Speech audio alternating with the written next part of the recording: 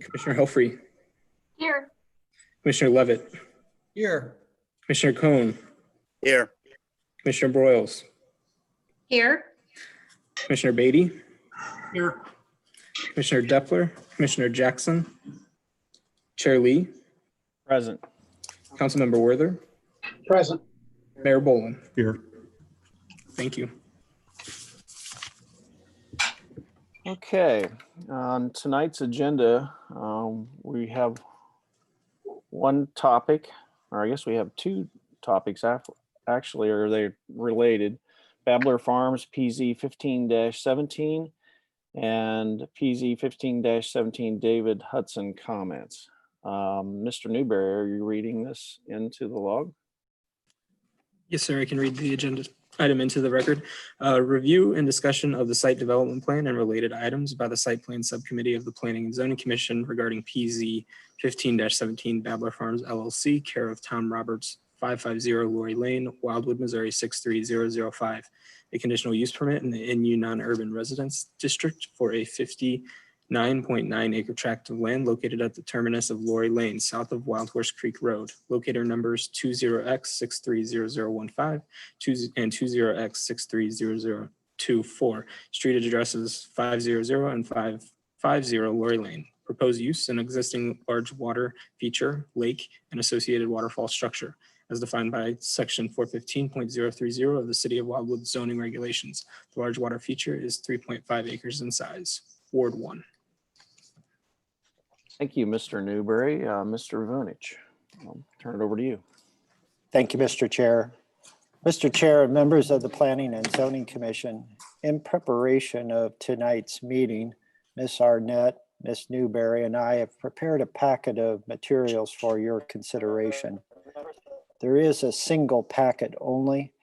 The packet relates to the site development plan and associated information that Mr. Roberts, the petitioner, has submitted for consideration of his site development plan requirement. The comments from the Hudsons were provided to the Department of Planning, and they are germane to this particular matter, but they are not part of the package of the site development plan materials. The department did include them because we did receive them. But again, the department will be discussing the site development plan materials.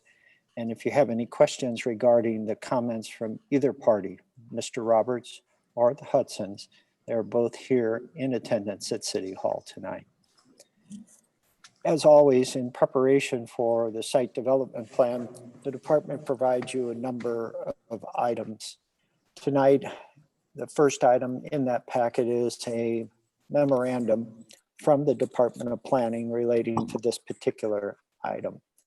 Along with that are a number of meeting minute materials that were germane to the process that ultimately delivered us here tonight. Along with those are information provided by Mr. Roberts and his engineering design team.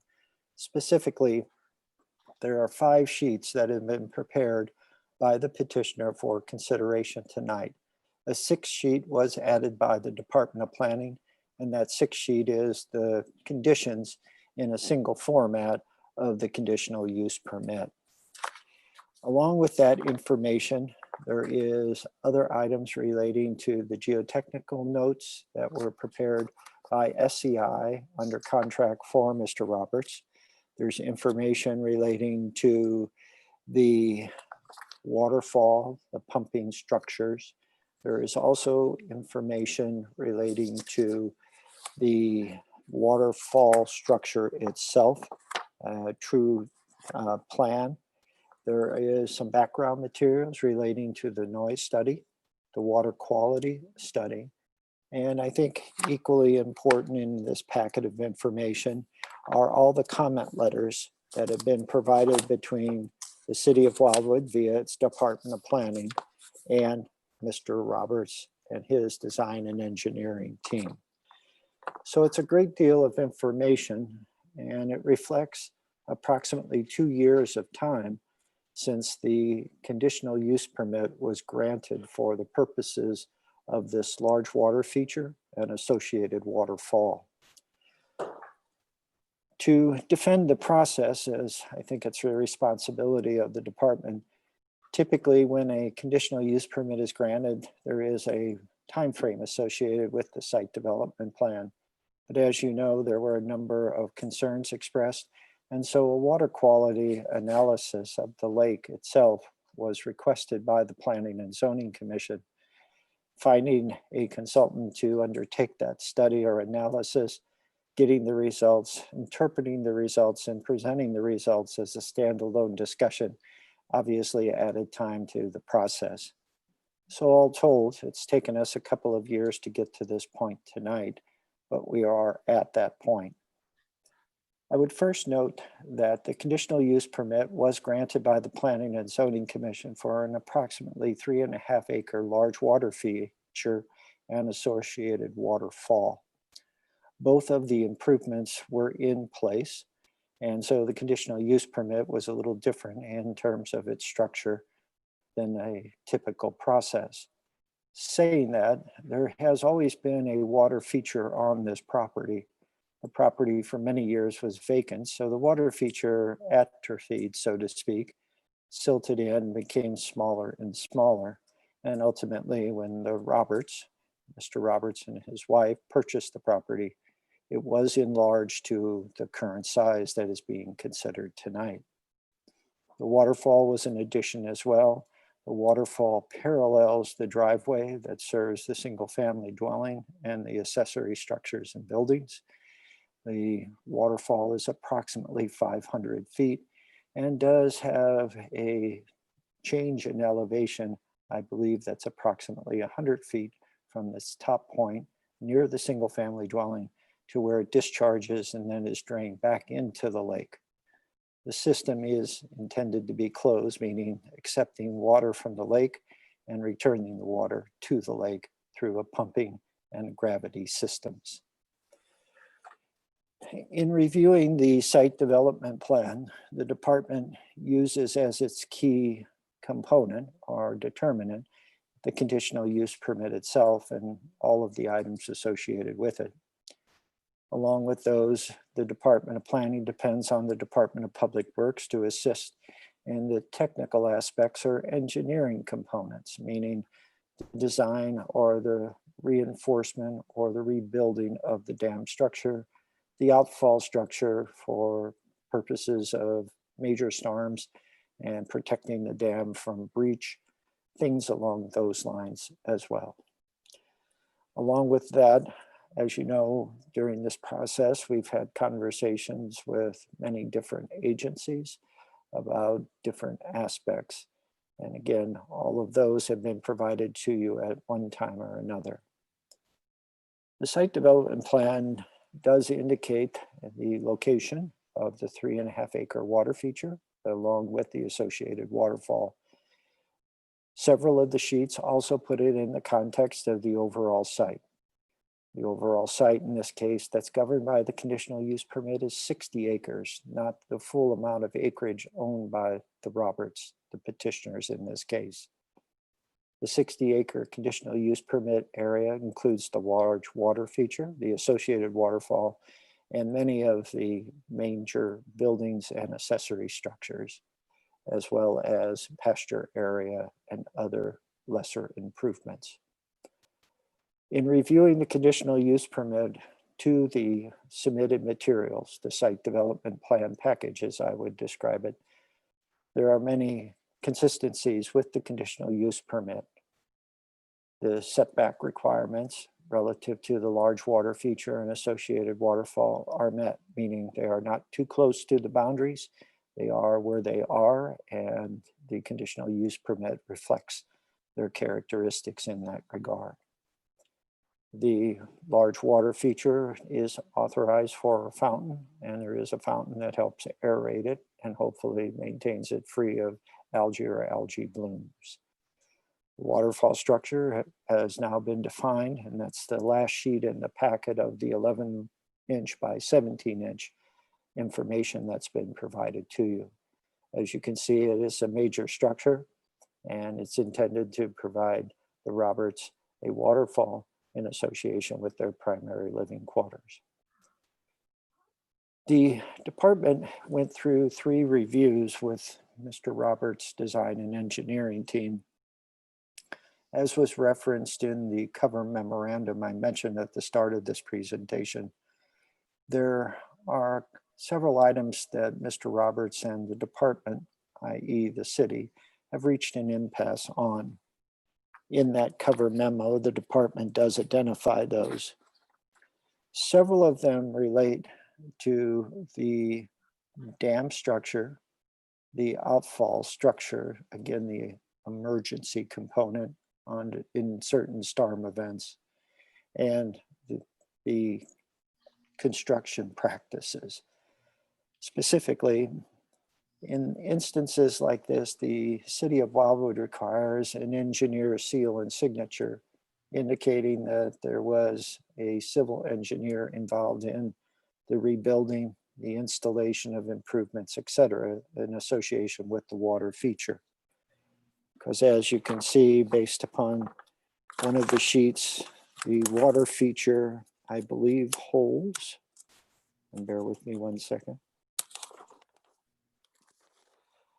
almost 8 million gallons of runoff or stormwater runoff that is generated from the properties around Mr. Roberts' lot as well as his lot itself. Mr. Roberts, in response to the request for engineering information, has noted that both the individual that worked on the dam along with himself have a combined level of experience in construction that is almost 100 years in total. That experience is what they put forth to rebuild the dam, because there was a dam on site to create the lake or the large water feature originally, and that they over-designed it, so to speak, in their mind, so as it would be the safest possible design as practical for this particular feature. The other impasses relate to the pre-treatment requirement and the treatment of the water feature. As you know, there have been concerns expressed about the source of this water, the water containing microcysteines and other levels of minerals. The idea originally, when the department recommended approval of granting the permit, was that there be a pre-treatment of the stormwater as it enters into the large water feature to eliminate as much as possible of any contaminants or natural bodies. The pre-treatment would mirror Metropolitan St. Louis Sewer District requirements for Phase 2 Clean Water Act requirements. Mr. Roberts has said that for the most part, he does not believe that the water entering the large water feature needs to be treated to that level. He has agreed to treat the water per the Planning and Zoning Commission's direction, which is not to exceed $1,000 per year. Therefore, again, based upon the conditional use permit, which I must admit has an error, it says foundation versus fountain. But I think the intent is clear as why we were doing what we were doing. And I can certainly go into detail regarding that under questions from the commission. So there are construction components and treatment aspects that are identified in the cover memorandum that the department and the petitioner have not yet been able to resolve. And so tonight the department is presenting the site development plan package, which minus engineer seals and signatures for the dam, the outfall structure, and other constructed improvements complies. And albeit for the treatment aspects would comply as well. Again, those treatment aspects need to be provided on the site development plan. So the department is presenting to you, let's say, a 90% plan, and is seeking direction regarding those items that have been described as at an impasse. And with that direction from the Planning and Zoning Commission, the department can prepare its final report for action by the Planning and Zoning Commission members. This is a bit of an unusual circumstance, but certainly, as I say, it reflects a process that began with the construction of the Roberts home in 2012, in earnest in 2018 when the conditional use permit was applied for by the property owners, Mr. and Mrs. Roberts, and has brought us to this point. With that, members of the Planning and Zoning Commission, the department has completed its brief presentation, recognizing we have a meeting at 7 p.m. That will need to start. And again, Mr. Newberry, Miss Arnett, and I are available for comments or questions. I would note again that Mr. Roberts is in attendance, and under the agenda, he is able to speak as soon as the chair would like. So thank you for your attention. And again, as soon as the department can, it will answer any of your questions and respond to comments. Thank you, Mr. Vunich. I'll open the floor up for discussion.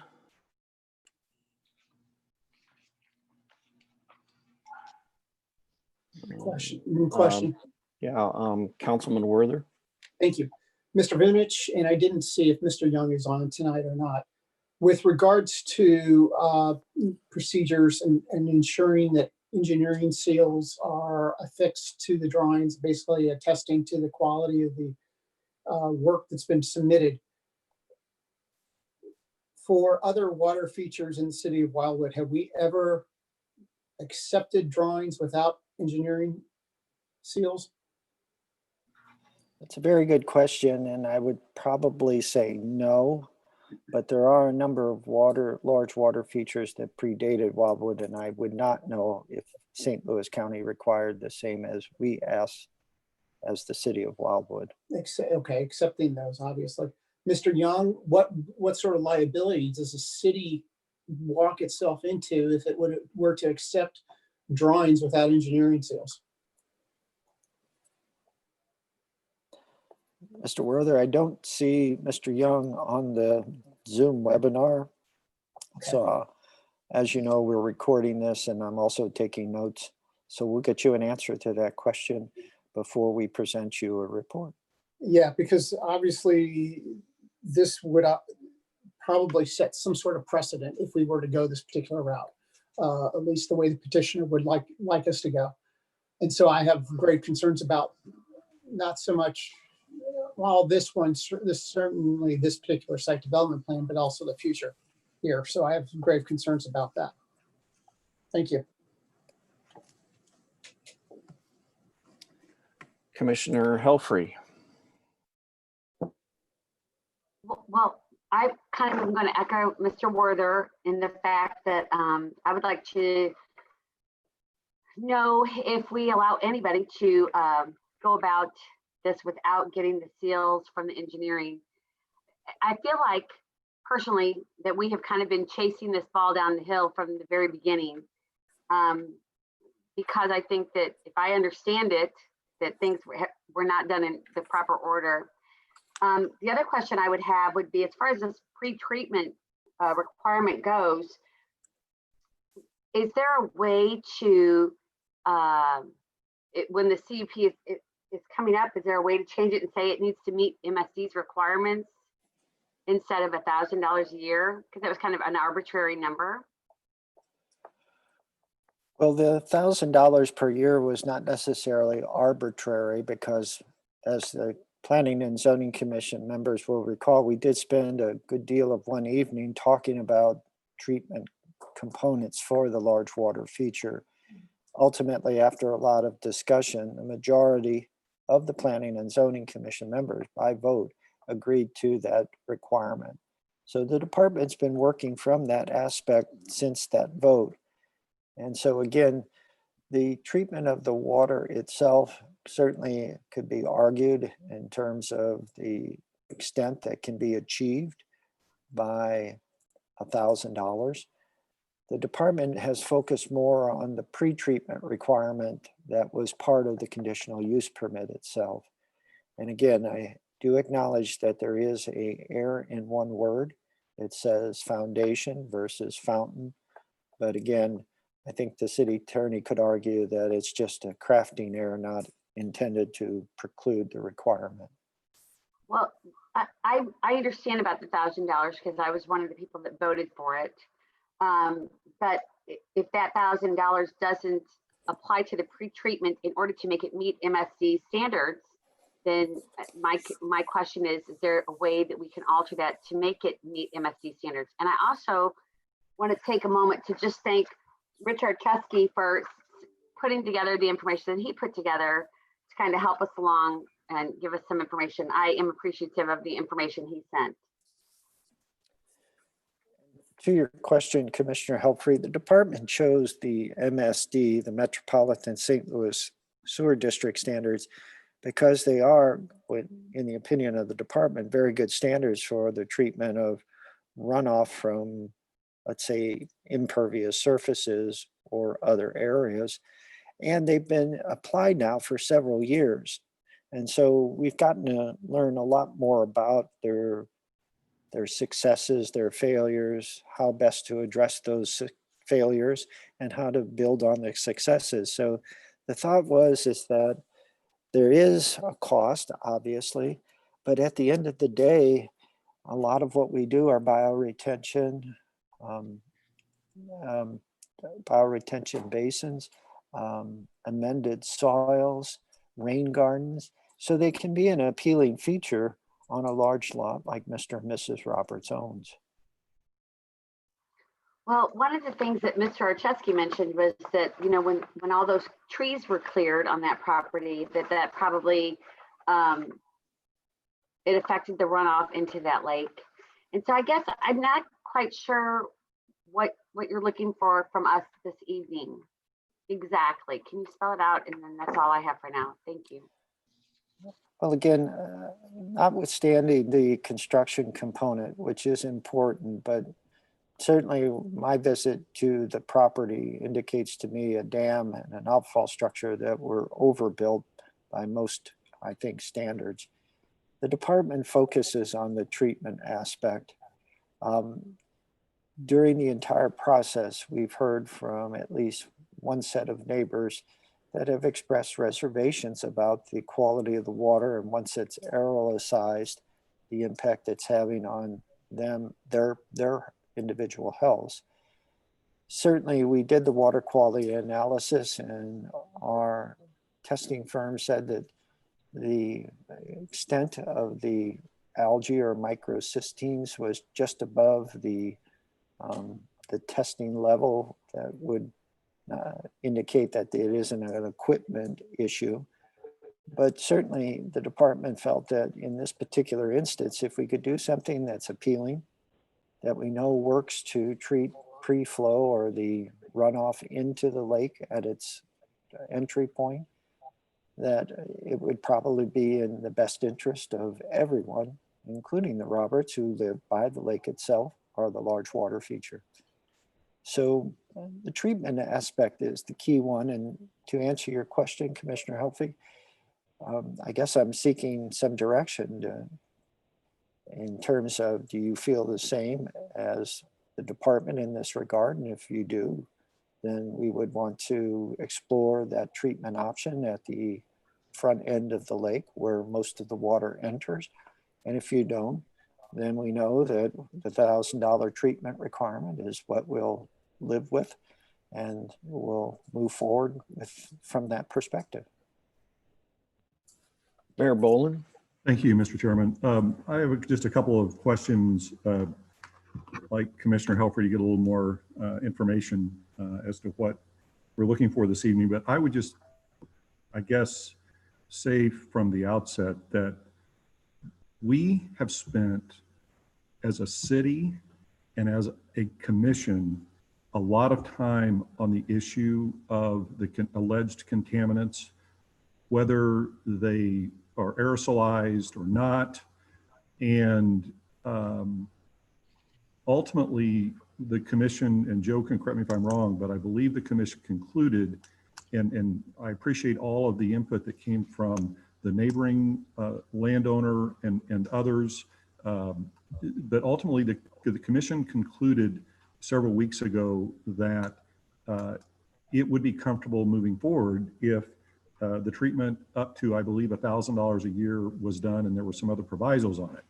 So I guess I would just caution us, and I would really hate to see us go through and for lack of a better word, relitigate the months and weeks of all that over again when that has already been decided. I just want to put that out on the table to start with.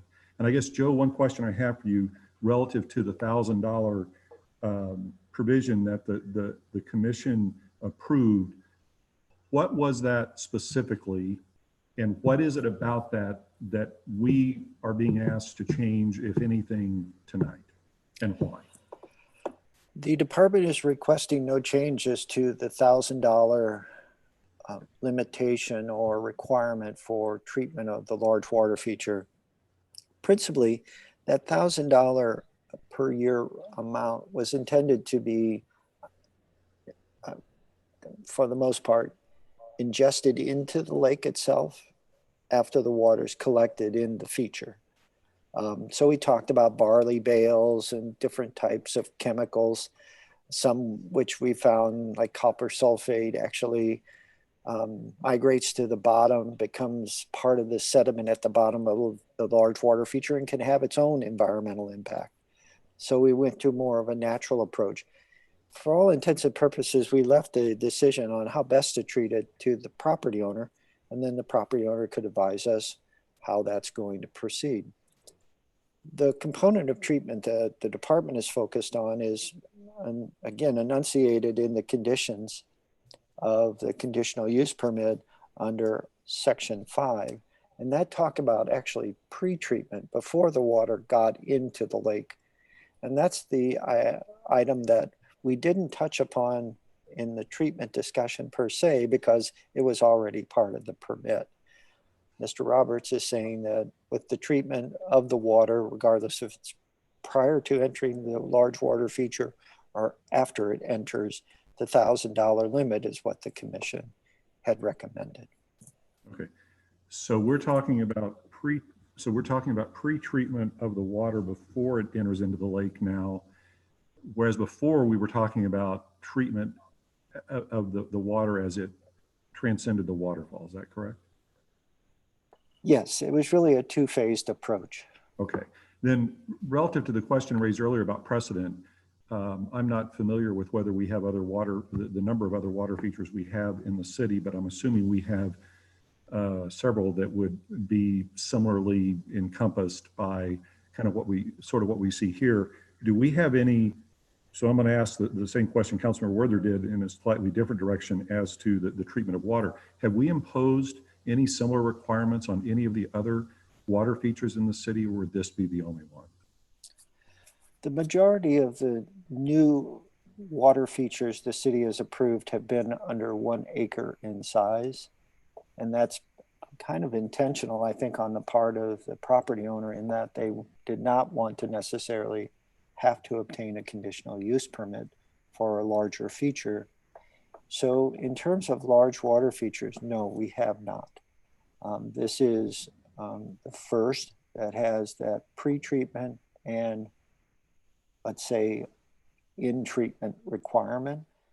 But I believe the commission and the department felt it was appropriate given the associated waterfall, which adds a dimension that none of the others in Wildwood have. Okay, so we would be establishing precedent on that as well. And I would just add, again, this is against the backdrop of the commission having considered over weeks the evidence relative to the chemicals and what they may or may not cause, and the aerosolization or lack thereof and so forth. But putting that aside, moving to the engineer report, I think I read or heard you mention that the information we have is that the dam was built with engineering, with an engineer being involved. Is that correct? Yes. Okay. And do we know the name of that engineer and the firm that engineer works for? Yes, in the packet of information, Mr. Roberts provided a letter from SCI Engineering. And as you know, SCI was asked to be part of the rebuild or the restoration of the dam. So they were there to ensure that the compaction of the soil material or the materials was done in accordance with standard practice. Okay. So as a practical matter, we know there was an engineer involved, and SCI, I think by all accounts, is a reputable firm. What is it specifically we're wanting from them to bring this to closure? From the perspective of the department, there is an outfall structure. There is a set of culvert pipes that do not have that associated engineering analysis. Again, as Mr. Roberts explained in his response, his position was that they didn't need it because between the builder and him, they both had the experience so as to be able to over-engineer it themselves and make it safer than any standard we might impose for the same. So the dam itself had SCI Engineering involved. I'm more concerned, or at least believe we should be concerned, about the outfall and the culvert pipes, meaning was the outfall structure built according to standard engineering practices, and are the outfall pipes large enough to accommodate that design storm or storms? And do we have any evidence that they don't, or we just want closure in terms of conclusion that they do? I remember having a conversation with Mr. Roberts after that August 2019 storm event that flooded Wild Horse Creek Road, Fox Creek Road, and pretty much any low-lying area in the city of Wildwood. And I believe the system worked perfectly. I'm sorry? The system worked perfectly. Okay. So my last question, thank you, Mr. Chairman and members of the commission, as I kind of bring this to a conclusion here. So then the upshot is, really, it sounds to me like, and tell me if this is right or wrong, Joe, as a technicality, from a practical matter, we know there was an engineer involved, but as a practical matter, we've had a lot of rainfall with flooding in various spots of our city. No issues on this. So it sounds like it's just a technicality from a reputable firm. Maybe if they could sign off on those outflows, then that solves it, essentially. Well, certainly that was what the department was hoping would happen, is that Mr. Roberts could engage an engineer through his business. They could review the information that would be provided to that engineering firm or engineer and basically write a letter saying that they have reviewed it and it does meet the requirements, or exceeds the requirements, is my guess. Okay. And I'm sorry, just one more back on the pre-treatment. So we have the previous action of the commission that's approved the flow of that water and the treatment of that water, rather, as it exits.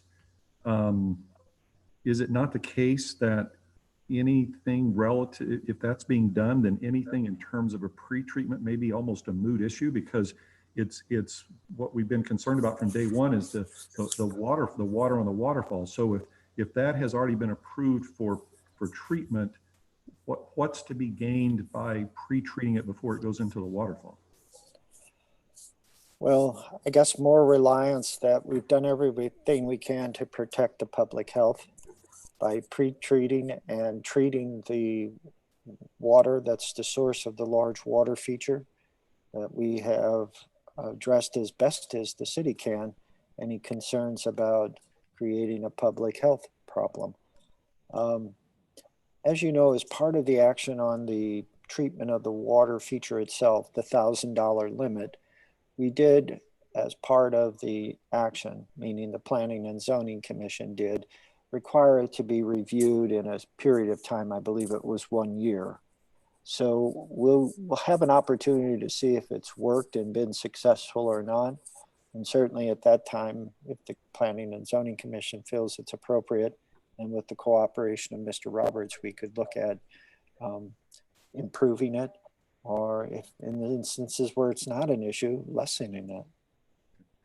I'll wait to hear additional discussions, Mr. Chairman, but depending on that, I may have a motion, but I want to hear some other discussion from the members of the commission. Thank you.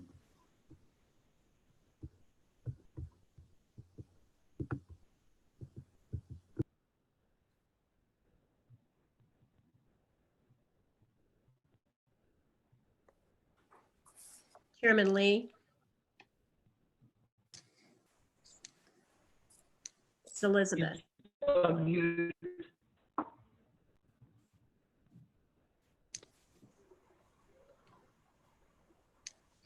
Michael Lee, you're muted. Oh, there we go. All right. Mouse was, there's a couple things that I want to bring up first, and then I'll go in. Mr. Levitt had his hand up, and then I'll catch up with you, Commissioner Broyles. So with regards to the design, engineering design, I am an actual licensed engineer, civil engineer. I do structural engineering, but what we have basically is the criteria by the city to require engineering drawings, which would be reviewed. As a landowner, I think Mr. Roberts is entitled to sign off on this himself by state law, which we should probably look into. The second aspect of this is that on page 125 of our packet is the SCI letter stamped by David P. Nolan. He's a professional engineer, and they investigated the compaction of the dam and did testing on it, and that is all documented. If we were to go back to an engineering criteria drawing, it would end up being more of an as-built drawing as opposed to a design drawing, so we would end up with the same answer. In other words, they would put together a drawing that would require what the compaction test during construction and what was actually constructed, and we would have a drawing that would be considered a as-built as opposed to a design drawing. So going through that step, I'm not sure if it's would be that much new information, if any. It would basically just document it for the city process. The second thing I want to talk about is the Clean Water Act of the United States, and what we're dealing with MSD type approvals is essentially their new design guidelines. And getting to Mayor Boland's question, the pre-treatment would be a way to clean the water, and in some ways the waterfall structure itself is a best management type practices because it brings in oxygen and helps balance the water from stagnant type water itself. So the pre-treatment would essentially minimize Mr. Roberts' cost of cleaning this up with chemicals. So you can either do it naturally, or you can, dump chemicals in it if he has a problem. So I think the recommendation from us, and where Joe's headed, I mean, he can jump in, is that the pre-treatment basically falls in lines with the national guidelines for the Clean Water Act of the United States. And Mr. Roberts is subject to outflow from the pond downstream. So if he is polluting the streamways of the United States with his pond, then he's going to have to clean that up as well. So I think what this comes down to from a site development plan is we have a structure that's already constructed. We have testing data. We do not have the design drawing, but it's basically, if we go back and ask for it, which we have the right to. It's just going to become an as-built of the property. The outflow structure without documentation is, well, it's working today, but we don't have a design on it. I could see the city wanting a design on that so that we don't have a catastrophic type event, you know, with pollution of the stream system downstream. Pre-treatment or chemicals, they have basically the same result in that you're going to be cleaning up the water. It's just one's more natural than the other. So that's kind of where I sit on this. It's like we're doing a site development plan. It's constructed. I'm not sure going backwards does us a whole lot of good. And I think the biggest entity here is not necessarily the dam structure or, you know, the size of the pond, but basically the cleanliness of the system. So our $1,000 we've already decided on. The pre-treatment, I think, would be a much better solution than trying to dump chemicals into this. And but I'd like to hear from Mr. Roberts. So I'll move on to Mr. Levitt. He had his hand up.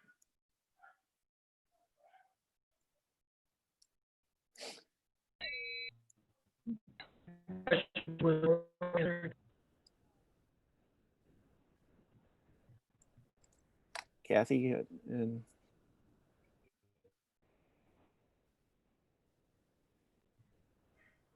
Mr. Levitt? Yes, I said my question was answered. Oh, okay. Then I'll move on to Commissioner Broyles.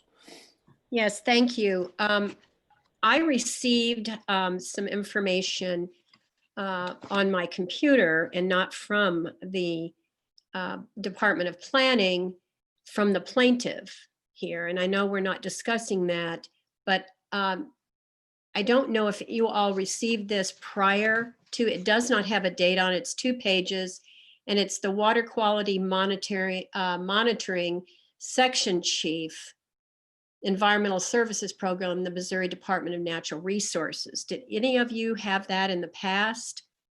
Does the Department of Planning have that?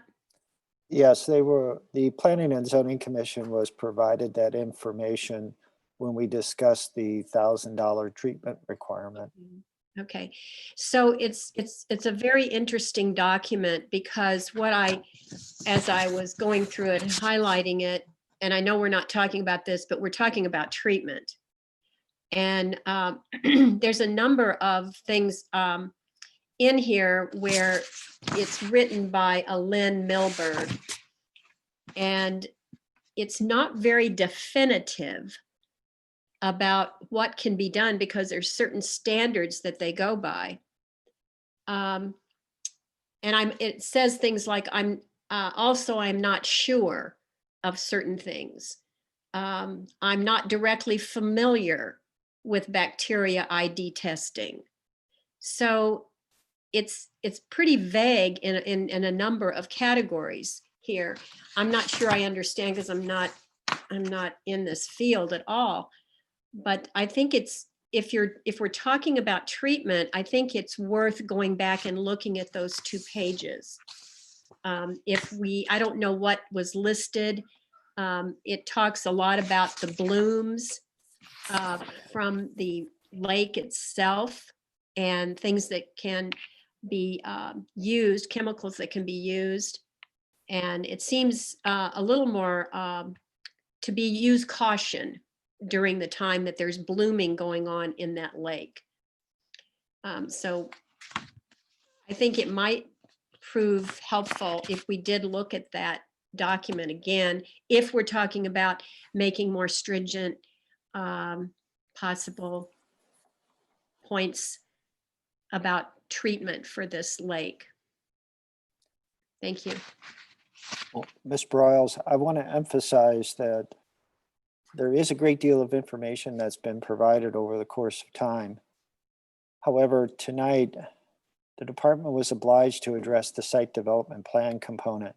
Yes, thank And the you. reason we are talking about treatment is there is language in the conditional use permit that specifically describes treatment. So certainly many of the commission members have received a great deal of information when we were doing the water quality testing last year in the fall. But I can assure you that if anyone wants more information, we can provide it. But the department focused primarily on the site development plan aspects. Okay, thank you. Mayor Boland?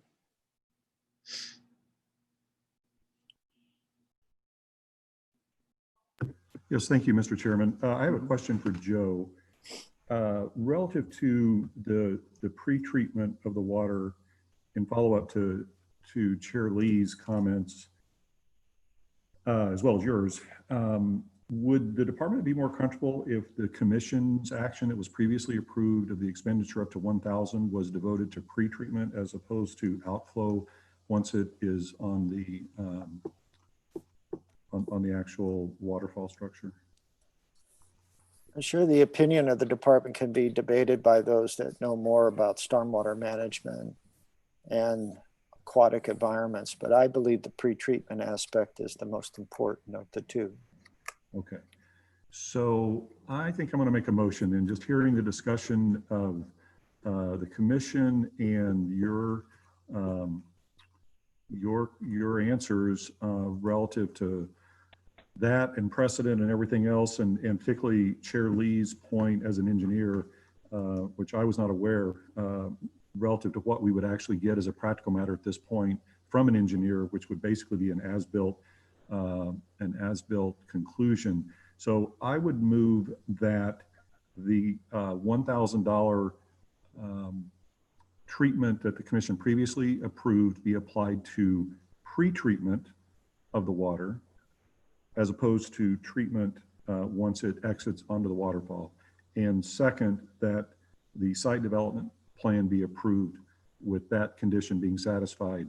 And I'm not including, intentionally not including anything from the engineer for the reason that Commissioner and Chair Lee mentioned.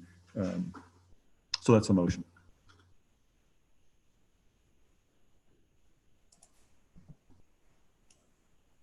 Commissioner Helfrey? Okay, so I may second you in just a moment, Mayor. Mr. Lee, did you say that, I got what you said about the engineering drawing about the dam because it's already built. But what did you say about the engineering of the outflows so that there's not a catastrophic event down the road? Well, I think Joe's concern is not necessarily with the dam, since we have testing data on it. It's the actual design of the outflow structure and how that operates. Right now, we do not have any documentation on that. So other than we've been through a few rain events and it hasn't been overwhelmed. So my concern with that is, would we let anybody, like, could my neighbor build something and us not have any documentation on it? And then I just kind of feel like that's kind of leaving that open-ended. So I would second the part about the mayor's motion about the pre-treatment, but I would like to revisit the engineering of the outflows because I have a problem with leaving those just kind of not addressed. Mayor? One thing I wanted to, what we're doing is site development plan. This is not construction drawings. So at some point, a construction drawing would have had to been produced to pull a permit if you went through the normal process.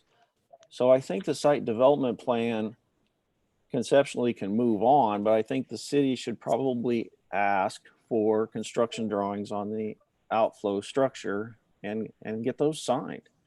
Right. Because that's a criteria that we should probably have on file in case an event were to happen. I think that's what we need as a city to protect the city. So, but that's not a site development plan. A site development plan is basically the concept drawing that you start first, you get that approved, then you move into construction drawings. So what I'm talking about is the construction drawing later on for the outflow structure. Joe, you can jump in on that if you want. Well, in this particular instance, we were not going to move forward with construction drawings or improvement plans. More so than anything, as you mentioned, Chair Lee, we were hoping to get an as-built and then an engineer to sign that as-built. So again, Mr. That's Roberts- basically what I'm saying. You would have an as-built follow-up of the outflow structure, which we don't have any documentation on. Mayor Boland? I have a question for you, Chair Lee, as well as Joe, relative to getting the Roberts getting a letter from SCI, basically saying in an as-built way what we as a city may want to get. What would the likely cost of that be, given that it's been constructed and that they were already involved to a large degree in this? I mean, and I know you're guessing, but before if I were to amend the motion or to change the motion, I'd like to know that, what kind of onus we're going to be putting on the landowner from a financial standpoint. Do either of you know the answer to that? Well, what I would say first is SCI is a testing company. They are not a design engineer. So Mr. Roberts would have to go to another party and obtain a letter for that, or, sketch basically confirming what he built. As far as that design, I do not know the complexity of this. So, that may be $1,000 to $1,500 just out of the air. Joe, do you know? I actually think it's going to be substantially more. It could be in the tens of thousands. Yeah, so I think with that, we do have the ability, given that this is a CUP, to have it reviewed if we choose to do that in a year at least, maybe less. Is that correct, Joe? Yes, I think the way the language regarding the review is once the site development plan was complete or something. So whenever the plan is approved by the city, then that year clock would start. Okay. And relative to the concern of the city, just one more question, my apology. We have engineers on our team here, and I know there are different types of engineers, but do we have any engineer on our team here that has any sort of background with respect to this kind of structure that's in-house? Yes, our new assistant city engineer, Dan Rand, who both work for the public sector and private sectors. Actually, that was one of his specialties, floodplain and stormwater. Okay. Then I think just given we all have limited resources and we already have a built-in engineer for this, I would with permission of the commission and you, Mr. Chairman, amend the motion that we keep the first proviso that the $1,000 treatment be devoted to pre-treatment, and number two, that we ask our internal engineer at the city with expertise in this to provide the commission with any concerns that he has relative to the outflow and the culvert pipes. And if we get any concern expressed, we take it from there. If we don't, that may end the issue. That would be my motion. Okay. Commissioner Helfrey, do you want to go ahead and second this then? Well, I have one more question, and then I swear Okay. that's it. Swear that's it. Okay, so pre-treatment and the city's internal engineer, and then with the CUP, would this all be addressed then each year because we don't have signed engineer copies? So the safety of these outflows and the dam would be every time the CUP is re-upped, all of that stuff would be looked at again in addition to the water quality? Oh, it was a one-year cycle, and then for the most part, it was completed then. I would note that as part of the packet of information, Mr. Roberts did provide the required emergency management plan, and the stages are associated with such. So there is a protocol in place if a problem were to arise. Okay. Okay, so Joe, are we looking, do you have your input or do we vote on this? What are we trying to do here? Well, Mr. Chair, we're on the shadow of 7 o'clock, which means the regular session is supposed to start. We've not heard from Mr. Roberts, and we also do have a public comment section as part of the overall agenda for the site plan subcommittee. I'm not sure what the best approach would be. Obviously, hearing from the petitioner is critical. I think if we're going to maintain our schedule, we should probably come up with a motion to continue this in 2 weeks. Would be my choice rather than push this off. What about the motion that's on the floor?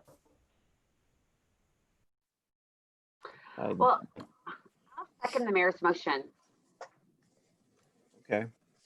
We Because have a It motion sounds and like a it's second. addressing all of our concerns, is what if I'm understanding it correctly. It's addressing the pre-treatment and it's addressing the outflows. So if it's addressing those two concerns, then I second the motion. Okay. So We have a again, motion and a second. Councilman Werther. Thank you, appreciate it. Mr. Vooch, go ahead with your comment and I'll follow up. thank you. Just want to clarify a couple of points. The site plan subcommittee is meeting tonight. This is not the final action of the Planning and Zoning Commission. So a report will be written based upon our discussion tonight and the motion that ultimately may be approved, and that'll be the final action. Given the quirk in schedules, the next Planning and Zoning Commission meeting isn't until July 20th. Okay. So let's, Thank you, we Mr. have Weber. we're approaching 7 o'clock. We have a motion on the floor in a second. Do we do a roll call in this case? Mr. Newberry? I believe so, sir. All right, let's do a roll call vote. Commissioner Levitt, Yes. Commissioner Cohn, Yes. Commissioner Broyles, Yes. Commissioner Beatty, Yes. Commissioner Helfrey, Yes, Chair Lee, Yes. Councilmember Werther, Absolutely not. Now that the city's committed to spend tens of thousands of employee hours to support a resident on a petition of which they should have taken care of first. Mayor Boland. Yes, and Mr. Chairman, I may have a solution relative to the remainder of this site plan subcommittee meeting and how we might want to consider handling it with the fact that we have the commission's main meeting starting in a few minutes, if you would be interested in that. Yes, go ahead, Mayor Boland. Well, rather than postpone, we do have, as Joe mentioned, we have actually public comment remaining. And I believe other and closing remarks, that's it. And so that's that's really the only substantive part. One option would be to move to recess this subcommittee meeting until after the commission's main meeting that starts momentarily. And after that, we could resume and hear from anyone of the public that wishes to speak. And that would then bring to conclusion both the site plan subcommittee meeting and the main meeting of the commission without asking the public to come back for another meeting. So if you'd be interested in that occurring, Mr. Chairman, I would make that motion to recess until after this subcommittee meeting until after the main commission meeting. Okay, I have a motion to recess until after the regular P&Z meeting. Do I have a second? Commissioner Beatty, second or question? And you can Commissioner just do a Beatty. voice vote on that, actually. Okay, all those in favor say aye. Aye. Aye. aye. Opposed? Opposed, Mr. Vooch indicated he needed 2 weeks to put the final report together. So for a point of information, this isn't to get a final report. This is just to hear members of the public and complete the agenda of the site plan subcommittee. That report, Mr. Vintage will take whatever amount of time he needs. That's for another day. This is just to complete the agenda that we have before us this evening. Okay, anybody abstaining? Mr. Well- Chair, I'll make it public so it's recorded. I will ask the petitioner and the neighbors to vacate the city council chambers. We're under a limit of 10. And I know we have a group coming in for the public hearing. So Okay. we'll do our best to manage this. There's seating in the community room. And certainly there's an opportunity to go outside. And when we get to this point, if they're not where we can see them, we'll certainly come find them so they can participate. Okay. Entertain a motion to adjourn site plan. Commissioner Sir, we Helfrich. don't need to do that. We recessed it till the regular session. Okay, so we'll see you in a minute. So we need to, I think we need to vote on, did we vote on the motion to recess then? Yeah, it passed. Yep. Thank you.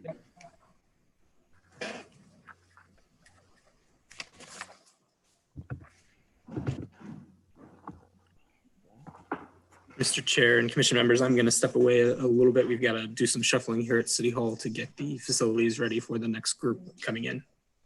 And Kathy's on the call if you have any questions for Kathy. Hi, George. That's what you'll present. I'll have to progress your slides because I have to share the screen. You will see the screen as well. Yes. Yes, ma'am. Yes, it'll be streaming via YouTube.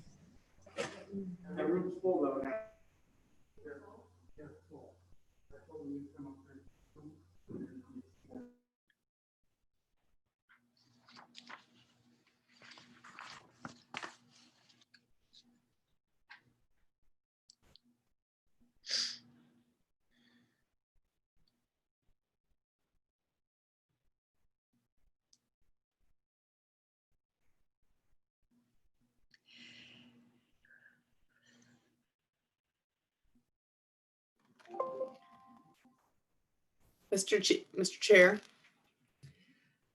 I wanted to let you Yes. know when we have a bunch of people that are attending who I'm assuming are going to want to speak. I will keep the chat going with them and let them know, and I'll keep them in order. I'll feed that to Travis. So Travis, you can just maybe communicate with him and I'll keep track of it all as we go through. Okay, I'll just have Travis bring them up in order and they can introduce themselves. Sounds good. Thanks.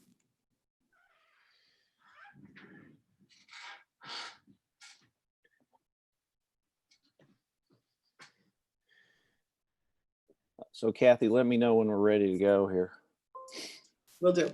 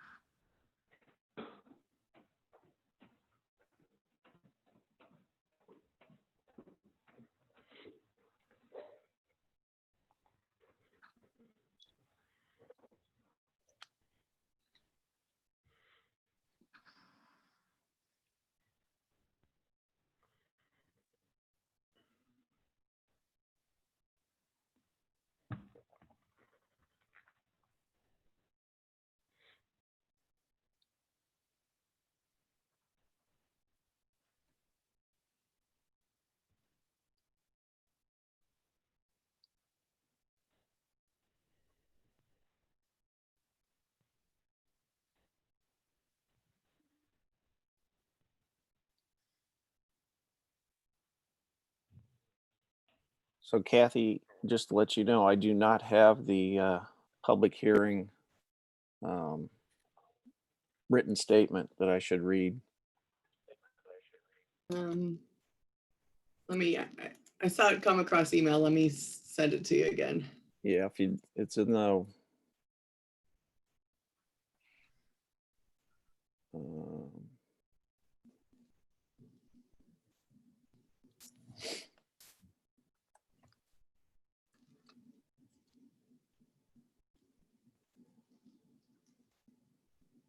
oh, here we go. You find it?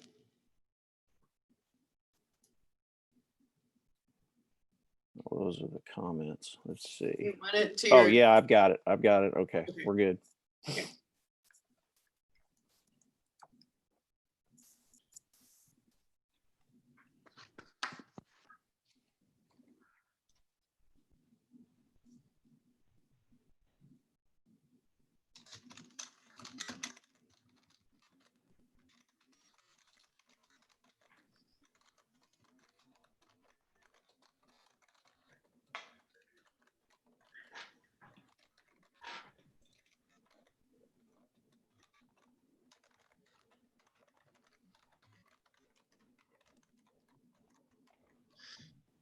Are we ready?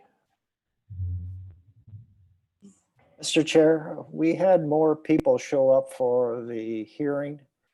Just to Okay. advise you, the department sent a letter to all residents in the meadows of Wildwood, giving them options to participate tonight. As you know, we're under a restriction from the county executive and the Department of Public Health.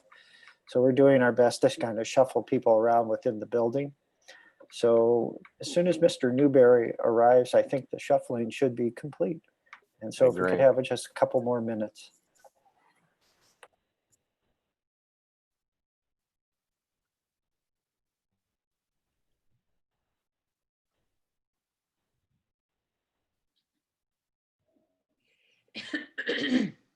Hello, friend.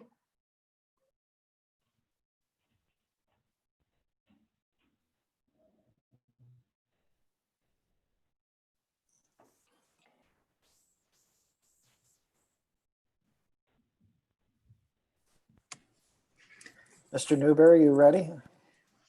Yes, thank you all for your patience. We do have a room full in the other room, and they will be viewing it via YouTube. So thanks Thank you again for your addressing that patience. for me.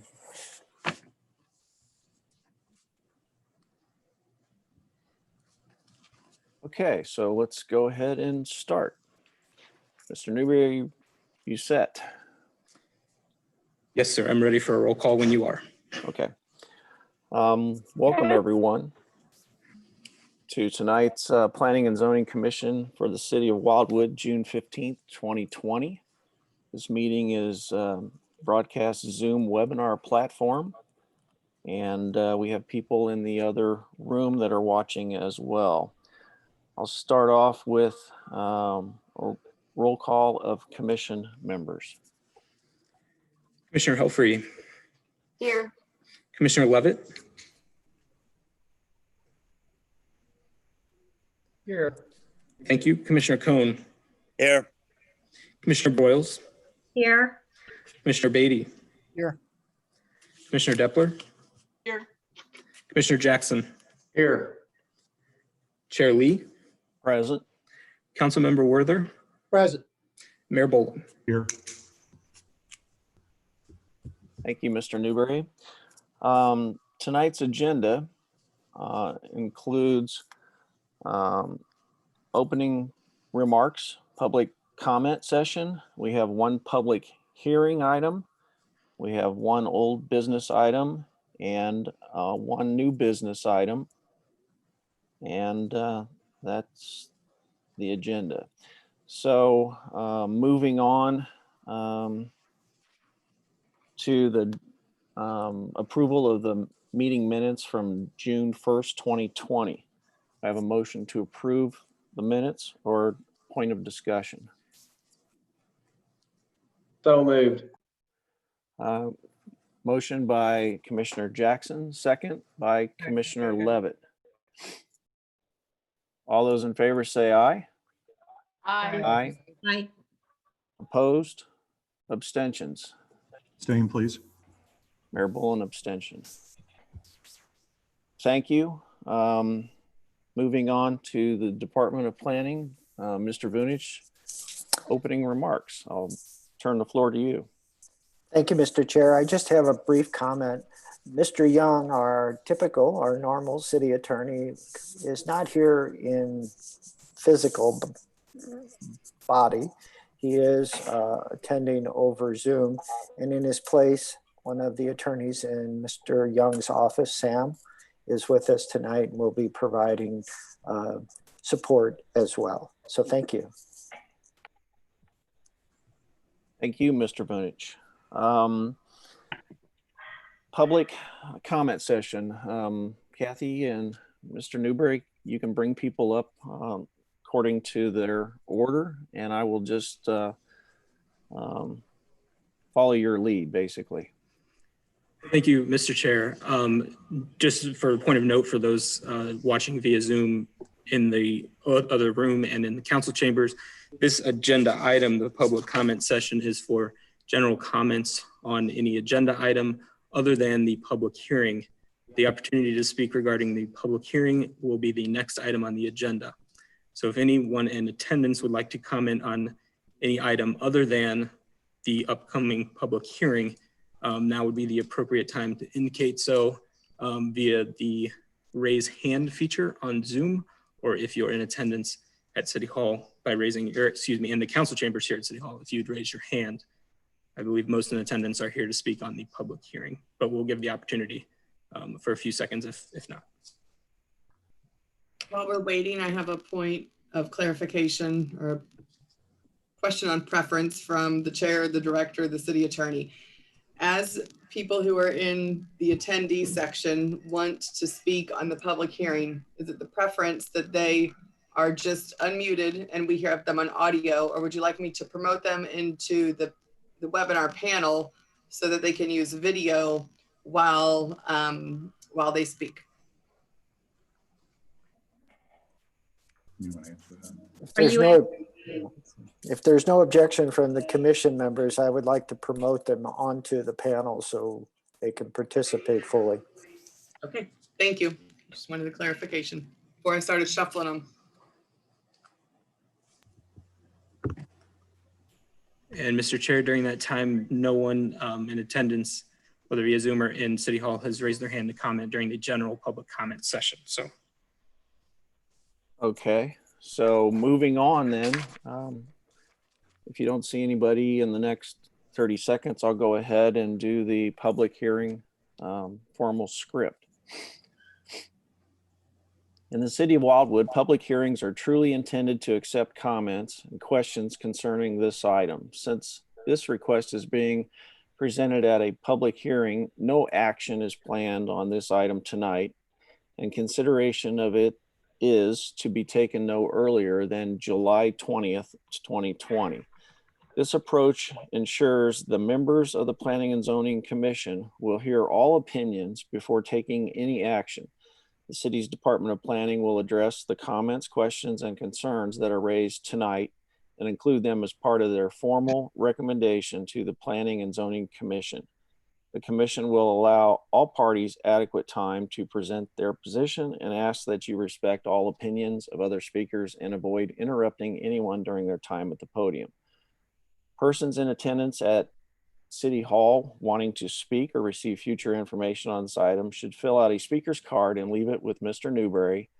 Those in attendance via Zoom webinar platform should use the raise hand feature to indicate if you want to speak at this hearing. The team member will add you to the list of speakers. That will then be communicated to me as chair, and I will invite you to speak when it is your turn. In addition, information on this item can be found at the city's website at www.cityofwildwood.com. The commission would like to thank you for your cooperation and preparation in tonight's hearing. Mr. Newberry, will you read PZ 4-20? yes, sir. PZ 4-20 ERC Multiple Family Development, care of Rob Coleman, Ernest R. Coleman, ERC, 5102 South Pinnacle Hills Parkway, Rogers, Arkansas, 72758. A request for a change in zoning from the NU non-urban residence district to the C8 planned commercial district for a 4.31 acre parcel of land, which is located on the northeast corner of Turkey Track Road and Generations Drive, west of State Route 109. St. Louis County locator number 24V130913, street address 2665, State Route 109. The subject property is designated Cultural Institutional Overlay District under the current Town Center Regulating Plan. Proposed use, a total of 120 multiple family units that are to be contained within a 10 building layout, as well as including certain public improvements, off-street and structured parking accommodations, stormwater management facilities, and required public space components, Ward 1. Thank you, Mr. Newberry. Mr. Vunich, I'll turn the floor to you. Thank you, Mr. Chair. Mr. Chair and members of the Planning and Zoning Commission, Mr. Newberry has a brief slide presentation he can provide now of the subject site. Once that slide presentation is concluded, if authorized by the commission, the department would note that there are a number of items that have been provided for your consideration tonight. Those items include the advertisements for the public hearing, the materials provided by the petitioner and the petitioner's design team, specifically the preliminary development plan. And I would also note, as part of that package of information, there are a number of agency comments as well. Again, the department respectfully requested the petitioner and the petitioner's design team to get that information in advance of the hearing, so as the Planning and Zoning Commission could have all the information possible. So again, Mr. Newberry has a brief slide presentation. We'll do a share screen and we'll lose sight of some of you here during that process. But I believe Mr. Newberry will bring you all back in one piece. Thank you. Thank you, Mr. Vunich. Mr. Newberry, I'll turn it over to you.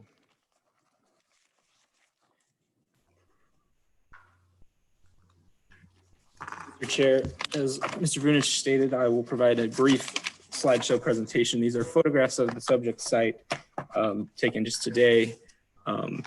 Start with the view of Turkey Track Road looking to the north on State Route 109.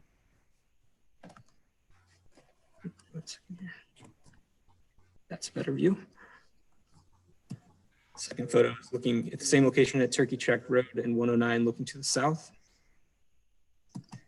And again, standing at the same location looking toward the west on Turkey Track Road.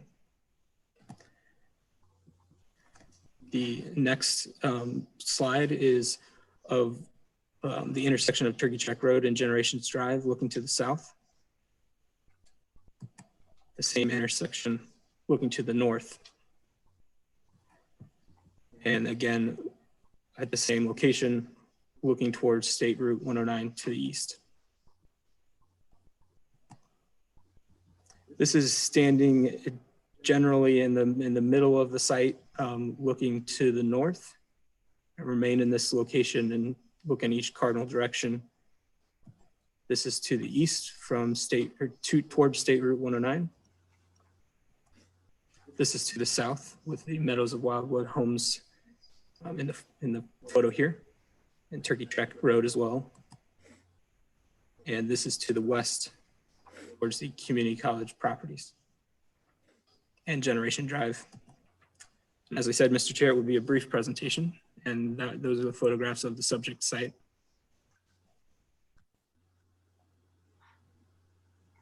Thank you, Mr. Newberry. Mr. Vunich. Again, thank you, Mr. Chair. I believe Mr. Stock, the petitioner's representative, is in attendance at City Hall and will be coming to the podium shortly. Rob Coleman, the petitioner, is with us via the Zoom webinar platform. And again, as you go through the materials in the packet that's been provided, if the department did not provide something that was essential or necessary, please let Mr. Newberry, Mr. Arnett, or I know, and we'll be glad to get it for you and get it to you in advance of any report prepared by the department. Thank you. Thank you, Mr. Vunich. Mr. Stock, the floor is yours.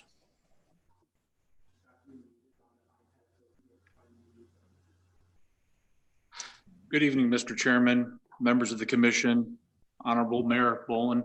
For the record, my name is George Stock. I'm with Stock and Associates Consulting Engineers, and I'm here this evening on behalf of ERC, Mr. Rob Coleman, for PZ 420, which is ERC's proposed multifamily development. Next slide, please. Tonight, we're requesting a change in zoning from the non-urban residence district to the C8 planned commercial district for 4.31 acre parcel land, which is located on the northeast corner of Turkey Track Road and Generations Drive, west of State Route 109.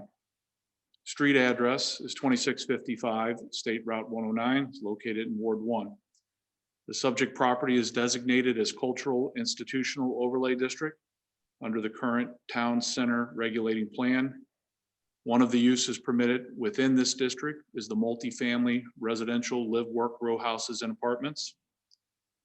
Our proposed use is a total of 117 multifamily units that are to be contained within a 10-building layout. Included improvements are off-street surface and structured parking accommodations, stormwater management facilities, both above ground and underground, and public space amenities. Location is ideal for multifamily development based on its proximity to the St. Louis Community College, YMCA, and the city's town center. Next slide, please. This is an aerial view of the 4.31 acres. It's immediately north of the Meadows of Wildwood residential subdivision. It's immediately south of the YMCA, immediately west of Highway 109, and to the west is the St. Louis Community College. 4.31 acres. It's approximately 500 feet in depth from 109 going west and approximately 400 feet in the north-south direction. Next slide, please. This is the city's existing zoning map. In yellow represents the property that's zoned non-urban. Outlined in red is the location of our 4.31 acre tract. Next slide, please. This is a slide of the Town Center Regulating Plan. Indicated in blue is that area which is designated as cultural institutional. It's comprised of approximately 142 acres. Again, outlined in red is the particular proposed development. Next slide, please. This is the city's local trail network, showing that we're towards the southern end of the trail. The property is encumbered today with an easement for the trail. Part of this project, we would be incorporating that trail to further the goals of the city. Next slide, please. So this is a slide of the site, and Mr. Travis was kind enough to show the photographs a few minutes ago. The site itself has a gentle sloping topography. It has a high point in the center of the site, approximately 792 elevation, and it slopes about 12 feet to the west, and then it slopes approximately 12 feet down to the southeast. The drainage is predominantly to the west, which ultimately is drains to a Generations Drive and enclosed storm system and goes to the north. The southern southeast or the southeast third of the property drains to a culvert, 4x6 culvert, which goes under Highway 109. The site has utilities. There's an 8-inch PVC along the west side of Generations Drive. I just mentioned the box culvert, which is under Highway 109, the 18-inch enclosed system on Generations Drive. Missouri American Water Company has a 24-inch and 8-inch main along the west side of Highway 109 and a 12-inch main along Turkey Track Road. Ameren has electric overhead lines along the north side of Turkey Track. Inspire has a 4-inch gas main along the west side of Highway 109. This is the proposed site plan, as mentioned a moment ago. We're proposing 10 buildings. This slide indicates 117 multifamily units. And I mentioned that at the beginning of the presentation. We're actually have amended that, and we are proposing 116 units. And I will go through where the change of the one unit being deleted. The plan provides for 29% green space. The breakdown of the buildings themselves are to the right. Building 1 has 21 units. Building 3 has 12 units. Building 4, 20 units. Building 6, 12. Building 7, 12. Building 8, 12. And Building 9 has 8 units, and Building 10, 20 units for a total of 117. The mix of 1-bed and 2-bed are identified as 79 1-bed, 38 2-bed. There's 2 smaller buildings located on the sites, Buildings 2 and 5. One is the leasing office, community building. The other is a pool house, bathhouse associated with the pool amenity. One of the units that we're removing would be converted to an actual office space for the tenants within the development, approximately 1,000 square feet, and that would be located in Building 8. So one of the units would be removed from Building 8, and there'd be 1,000 square feet of office space, workspace on the first floor, out overlooking the central lawn. Regarding parking, there's 22 garage spaces and 144 surface spaces for a total of 166 parking spaces, or 1.42 spaces per unit. Vehicular access is from primarily Generations Drive, limited access to Turkey Track Road. Part of the limited access to Turkey Track Road is the fact that Turkey Track Road is a right out southbound only to Highway 109. So the majority of the traffic is going to go north on Generations Drive to New College Drive. The feeding street within the development is known as Crescent Street. It's 26-foot wide pavement with parallel parking on both sides of the street. The closest building to the southern residential development is 130 feet. Between the buildings is a single loaded surface parking lot, and then a heavily landscaped berm between Turkey Track Road and that car parking. I do have some sightline sections in there so that we can demonstrate how we're buffering from the residential property. In dark green on the plan itself are some of those surface bioretention basins that are located throughout for stormwater management. There's also underground drainage system to provide the attenuation and the water quality. The trash enclosure, which is very well screened, is located in the southwest corner.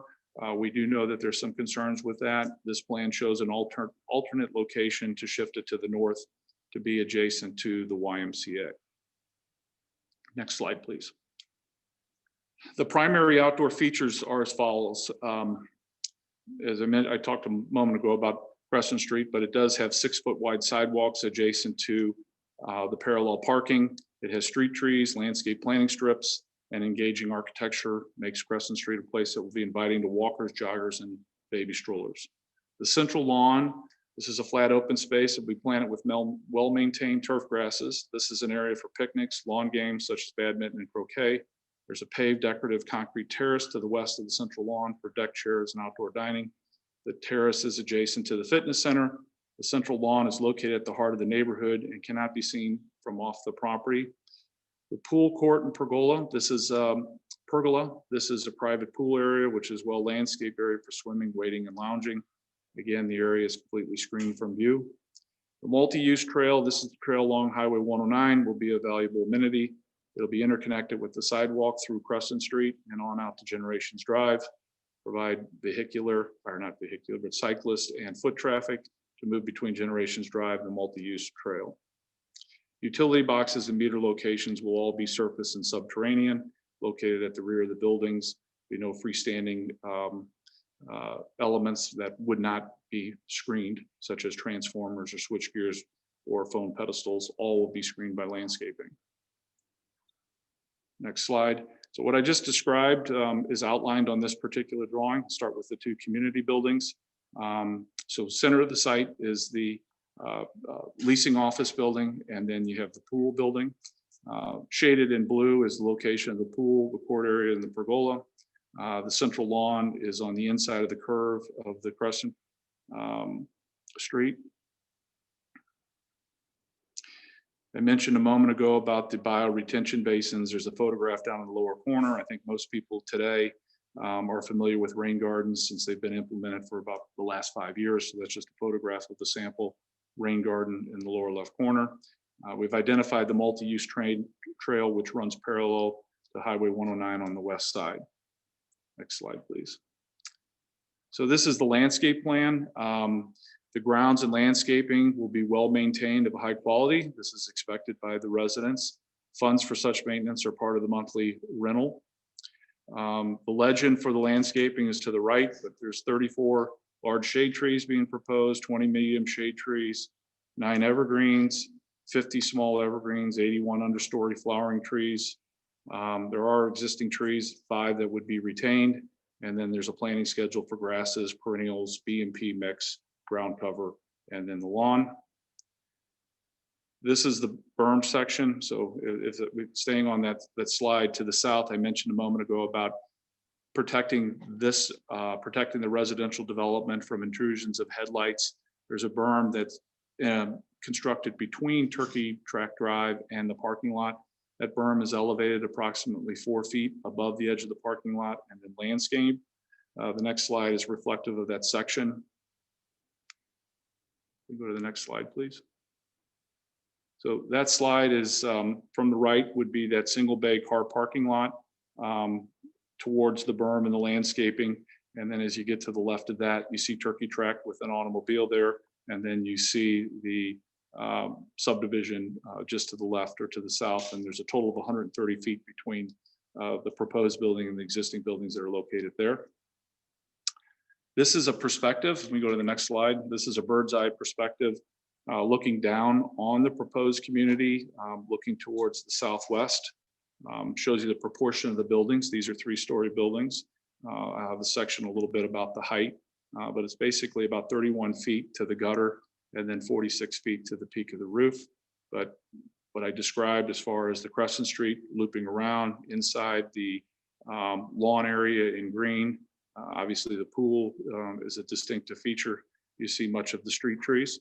Next slide is a perspective on Crescent coming off Generations. So this is the vision, landscape vision of Generations Drive, or I'm sorry, not Generations, but Crescent coming in off Generation heading east. You see the multifamily buildings at 3 stories. Towards the left there, you see that leasing office, single-story building. Next slide is a view from Generations Drive. This is on Generations Drive, and this is looking north. And these are the 2 buildings that face Generations Drive. You see a retaining wall, which is located in this slide. The current preliminary plan shows that as actually as a 3-to-1 slope, and that's still in discussion as to whether there's a retaining wall there or a slope, but between the public sidewalks on Generations Drive and the sidewalks fronting the building, and then a landscape strip, and then the street lights. Agency correspondence. So the Metropolitan St. Louis Sewer District has reviewed the project. They have given conceptual guidance relative to the requirements for water quality, channel protection, volume, and flood protection, all of which have been incorporated in the plan, as I mentioned, through the bioretention BMPs and the underground chambers and the use of porous pavement. The Metro West Fire Department has identified the fire flow requirements for this development to be 1,500 gallons per minute at 20 PSI. And we do have confirmation from the Missouri American Water Company that they do have adequate water supply to meet the fire flow demand. MoDOT has responded that MoDOT finds the concept to be acceptable, subject to review and approval of the design details. We've engaged the services of Lockmuller Group to do a traffic study as part of this project. They've identified some recommended improvements at New College Avenue and Highway 109, basically to modify the median eastbound to allow a designated left turn to go north and a designated through lane to go east. Today, that's a shared lane, and then there's a right turn lane also. Also some restriping of the lanes on the opposite side coming west to align with the changes that we're proposing, and also to remove the split phasing of the signals so that there is a protected and permissive left turn for eastbound and westbound approaches. That does not exist today. Those changes do require some modification to the signal heads at the existing signalized intersection. There was some questions with regards to when the traffic study was done. So I'd just like to read what Lockmuller has provided. The spring 2020 semester of the St. Louis Community College began on January 21st. Traffic counts were collected on January 30th while classes were in session. The community college's peak arrival period coincides with the AM peak hour evaluated by the traffic study. Approximately 35% of the college's course offerings begin during the peak hour. The course schedule is distributed more uniformly throughout the afternoon. For example, 11% of the courses begin between 2 and 4 p.m., whereas 10% begin between 4 and 6 p.m. Hence, the community college does not have a pronounced afternoon peak period as a K-12 school would have. Therefore, the afternoon computer peak hour based on Route 109 traffic is representative of the heaviest afternoon traffic, including the community college. Regarding the YMCA, ITE, which is the Institute of Transportation Engineers, data shows that traffic generation by recreational community centers land uses peaks from 7:15 to 8:15 a.m. and from 5 to 6 p.m. These periods also overlap with the peak hours evaluated by the traffic study. Therefore, the traffic study's analysis encompasses peaks for both the St. Louis Community College and the YMCA, as well as the area road system. So a little bit about the buildings and their elevations. There are 31 units, which will be ground floor access with no steps at the entrances. 7 of the ground floor units will be fully wheelchair accessible, including grab bars in the bathrooms, roll-in showers, lowered kitchen countertops, and accessible laundry equipment. All dwelling units feature wide hallways, lever doors, hardware, and 36-inch wide doors. Ground floor dwelling units have blocking within the walls for the installation of grab bars at the option of the resident. Bathrooms are designed to be wheelchair adaptable. Stairwell width, stairs will be a minimum of 42 inches in width, which will allow movement of furniture and people. All units include washers and dryers. Marking of the units, the dwelling units will be constructed to a high level finish and quality. Granite countertops, wood cabinets, generous rooms, 9-foot ceilings, large windows, stone exterior features, plank flooring will be provided in all units. Great care has been taken with the land plan and the design of the buildings to attract residents that appreciate living in an active, restful, and high-quality environment. Proximity of buildings to Generations Drive. The buildings along Generations Drive are appropriately scaled for the width of the street. Building facades along streets are features of high-quality civic design. The building facades features change in materials, color, and a variety of setbacks from the back of the sidewalk. There's room for landscaping and seasonal plantings and live in the entrances along Generations Drive. There will be no exterior storage. So this is a section through the 3-story building. If you recall from the site plan, there's 22 parking garages. So this is a section showing the parking garages on the rear of the building. This also shows the height that the building, as I mentioned earlier, is approximately 131, between 131 and 132, 31 feet to 32 feet above ground elevation, and then 46 feet to the ridge. There's basically 9-foot floor to floor. So there's 4 different buildings. This is the Bradford. Thank you. This is the Bradford, and I have 4 elevations, and I have a perspective of each. So the buildings are constructed starting from top to bottom, asphalt shingles, fiber cement siding, single hung windows, and stone at the base. So this is the front elevation of the Bradford. Next slide is the rear elevation of the Bradford. You see the ground floor garages. And we have a side view of the Bradford.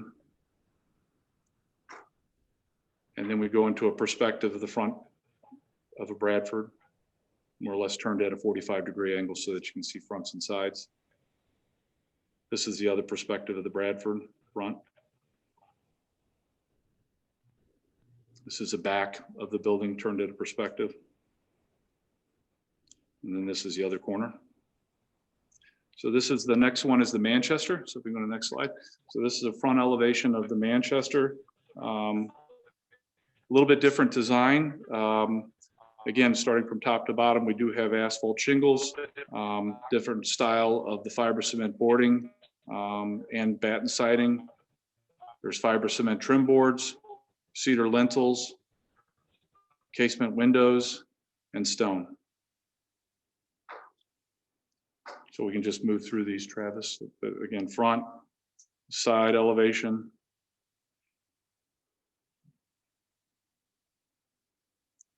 Rear elevation. I'm still on the Manchester. I'm on slide 30. If you could go to 30. 31.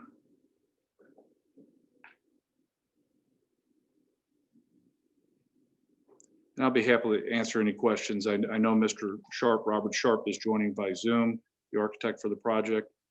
I'm on slide 32, Travis. We can just kind of move through these. 33, 34, 35, 36. And again, I'm moving through these. There's front elevations, side elevations, and then the buildings are turned in perspective. So there's quite a bit of different elevations. So I'm on slide 38. This is the prospect. So this is another building. Stone at the base, fiber cement boards, asphalt shingles, windows with shutters. Slide 39. Slide 40. Again, we're still on the prospect for building. Slide 41, again, shows it in perspective at an angle. 42 is the rear. So building 43 is another building. It's known as the Salford. A little bit different design. Front elevation, slide 43. Materials are generally the same. The architectural style is different. Different use of materials, consistently stone at the base.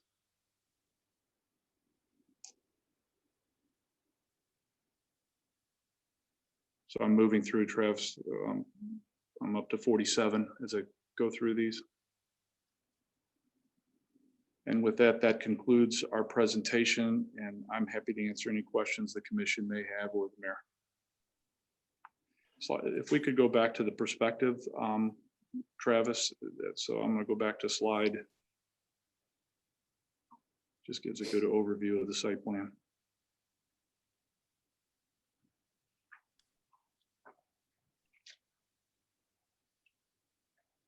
(13). Thank you. Thank you.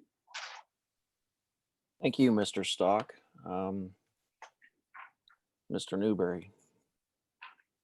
Do you have any discussion, or I'm only seeing a few of the people, so I'll open this up. Commissioner Broyles.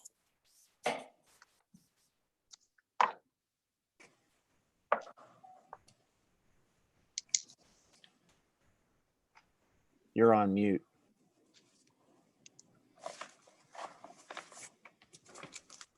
Okay.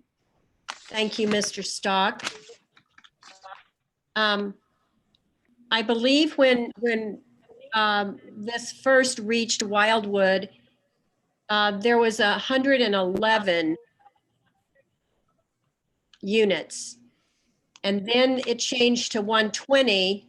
And then the last I heard was 117, but this evening I heard you mention 116. Could you elaborate a little bit about that again? I know it was a very quick presentation and I may have missed it. Commissioner Broyles, it's 116 units. That is the request. That is the request from? That is our request this evening, 116 units. Okay. Yeah, it's advertised as 120, you're correct. The drawings submitted had 117, and ERC and discussions in the last week have decided that they would like to take one of the units in building 8, so that's the building that's overlooking the lawn, and remove one of the units on the first floor and put in 1,000 square feet of workspace, office space for tenants within the development. Thank you. You're welcome.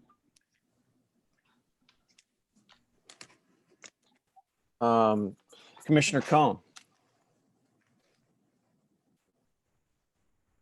At first view, it seems to me that the development is underparked at 1.42 per unit. Can you justify that type of parking ratio?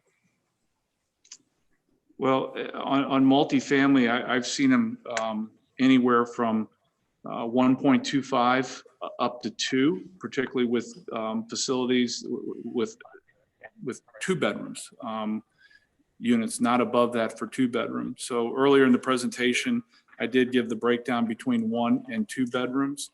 The 1.42 is based on ERC's experience for the amount of parking that's necessary to support the mix between the 1 and 2 bedrooms. I know Mr. Coleman's on here, Commissioner Cohn, and I don't know he may want to speak a little bit further, but it's based on their portfolio and the different residential developments they have. They're comfortable at the 1.42.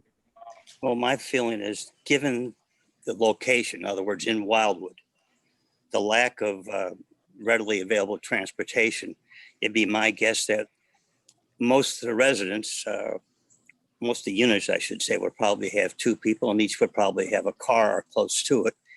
And I know we previously discussed multifamily, and I believe we were talking between 1.5, 1.75 per unit.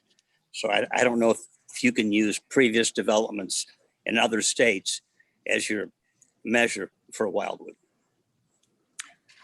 Thank you. I will let Mr. Coleman respond to that, Commissioner Cohn, when we bring him in. So I've just made a note.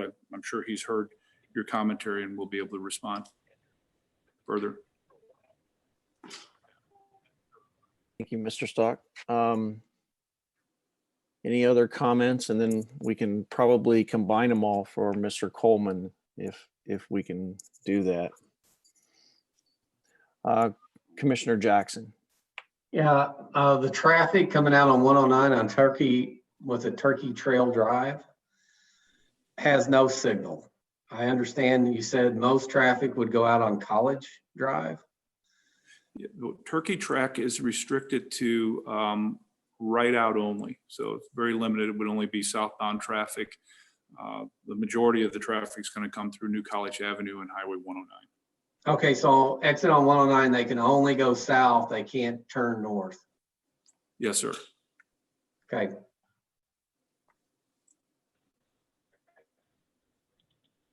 Any other comments? Commissioner Broyles again.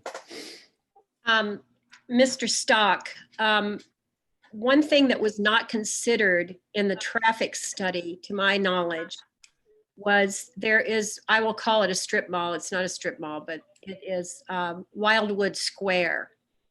So there is additional traffic coming from that area, as well as the YMCA and the college and the Meadows of Wildwood. And I'm not clear on the traffic study, including that piece of property as well, because it does use the north and southbound lanes off of New College Avenue. So I will certainly, prior to the next meeting, confer again with the Lockmuller Group. My belief is that they would have taken into account Wildwood Square, since they actually performed counts out on site. But I want to be certain, since you've raised that concern. So I will speak with Lockmuller Group and get a written response with regards to the inclusion of Wildwood Square. I do not recall Wildwood Square mentioned in the traffic study. Well, I think the reason it wasn't mentioned, that doesn't mean it wasn't included, trips associated with it. I think again, and I'll just get it cleared up with Lockmuller Group, but I think the concern was, if you have an AM and a PM peak of a residential development, is it coinciding with the peak of a school and the peak of a recreational facility, which peaks are different than a retail center. And so, normally a retail center doesn't have that AM peak. It's usually a bit later in the day. So, but I want to verify it, and it's easy enough for me to go back to Lockmuller and get that and confirm that they did include it and have a written statement back. And to add to that, that complex is not built out yet.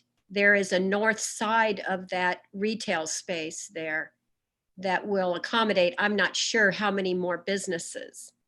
And there is an exit and entrance only onto New College Avenue. Okay.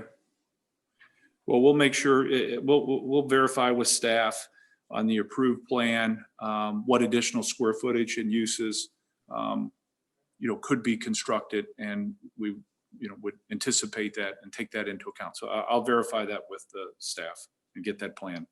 And my last question, Mr. Stock, is that on the study that was done, it mentioned that there was empirical data that was used from across the nation for some of the results that the traffic study stated. Right. Do you have a comment on that? That's standard. So the empirical data, when they're referring to that, that's coming from the ITE, the Institute of Transportation Engineers. So, they've done multiple studies across the country for all types of uses, such in the case of the YMCA, recreational uses, based on the size of the facility, based on the programs offered. And the same goes with retail, the same goes with office, the same goes with residential. And they use that data and they use it in comparison to trips that they count. And for example, on the Wildwood Square that's not fully built out, what they would do is use that data. So say, for example, 4 trips per every 1,000 square feet of floor area. For that not built, they would add those trips into the study and it would come from that data. And that's standard for all traffic impact studies to rely on the ITE data in absence of some specific criteria, so that's normal. Thank you for answering those questions. You're welcome.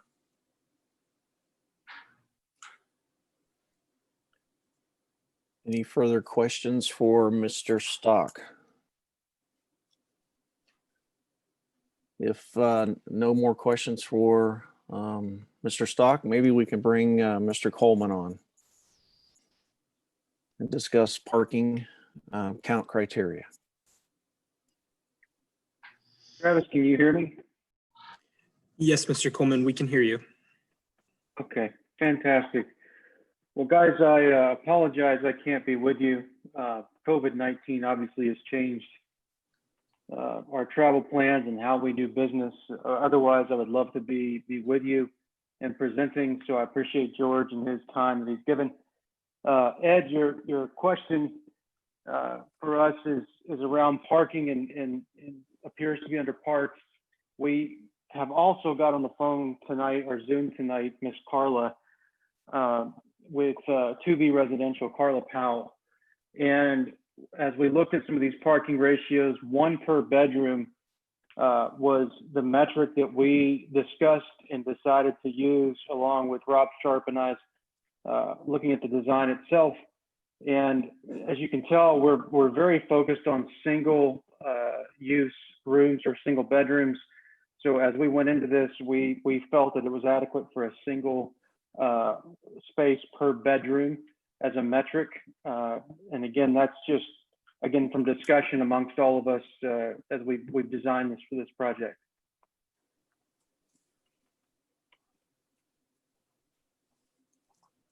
Thank you, Mr. Coleman. While he's on, any questions? Commissioner Cohn.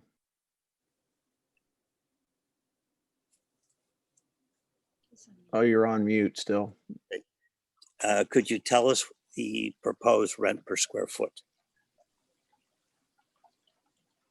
We have not set that rate yet. We are wanting to walk through this process with you guys to ensure that the project meets your standards. Point of order. I asked that question based on if the rent is at a level that people are going to have a roommate. That could play. Point of order.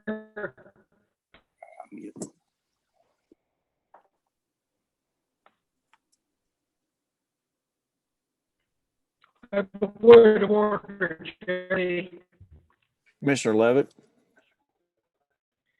Yeah, I brought this up in a prior discussion on a different facility, but like now it's inappropriate that we're asking any questions regarding the amount of rent or lease rate that is being considered, and I would defer to John Young to add to that,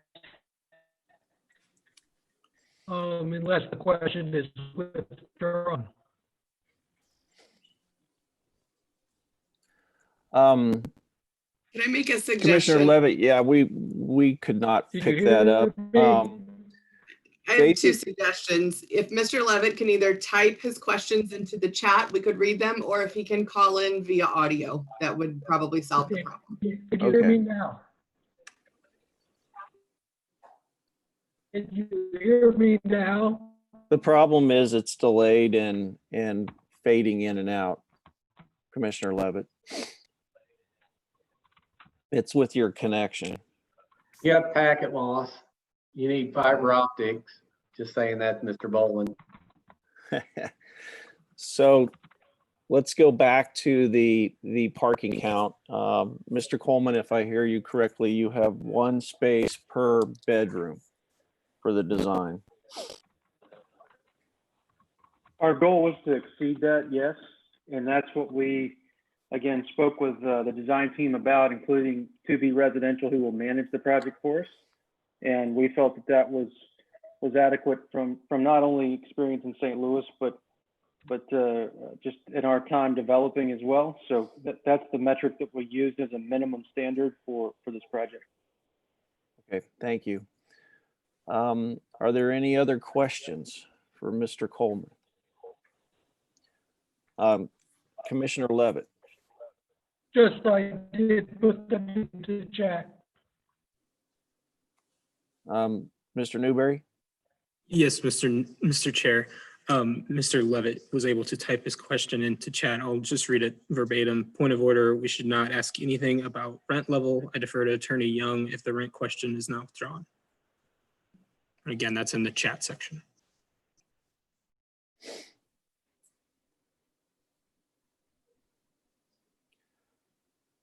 Seeing no reason for Mr. Coleman to answer that question, and he doesn't have a number set anyway, I think we can move on.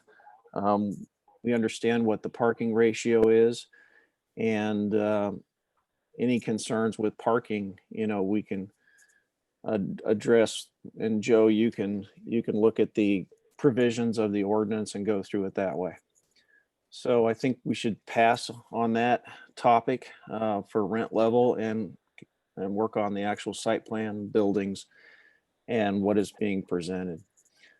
Any other questions for Mr. Coleman while we have him on the line here? Seeing none, Mr. Newberry, we can move into the public portion of this hearing. Thank you, Mr. Chair. Excuse me one second. We do have 4 members of the public in attendance here at City Hall in the council chambers who have asked to speak. I will begin with those individuals who are in attendance in person, and then we will move to the individuals who are attending via Zoom. And I will just say at this time that anyone who's attending via Zoom who would like to speak, please use the raise hand feature on Zoom, and Ms. Arnett will cue you into a list and we will invite you to speak when we get to that point.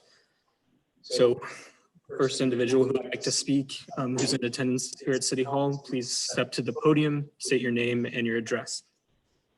And sorry, Mr. Chair, for taking some of your thunder there.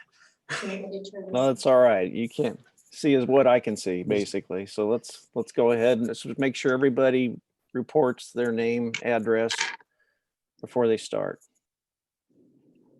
You don't need to speak into the microphone. Oh. You're speaking to the This is different. Okay, my name is Sheila Yowitz, and I live at the Meadows of Wildwood. It's the 55 and older residential community, and I am here to speak on behalf of the residents of the Meadows. We oppose the proposed zoning change from non-urban residents to the C8 planned commercial district, allowing for multiple family development of 116 units.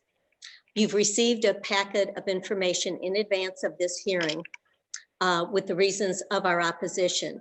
But first, I'd like to share very briefly the attempts that the Meadows residents have made to be involved in this process.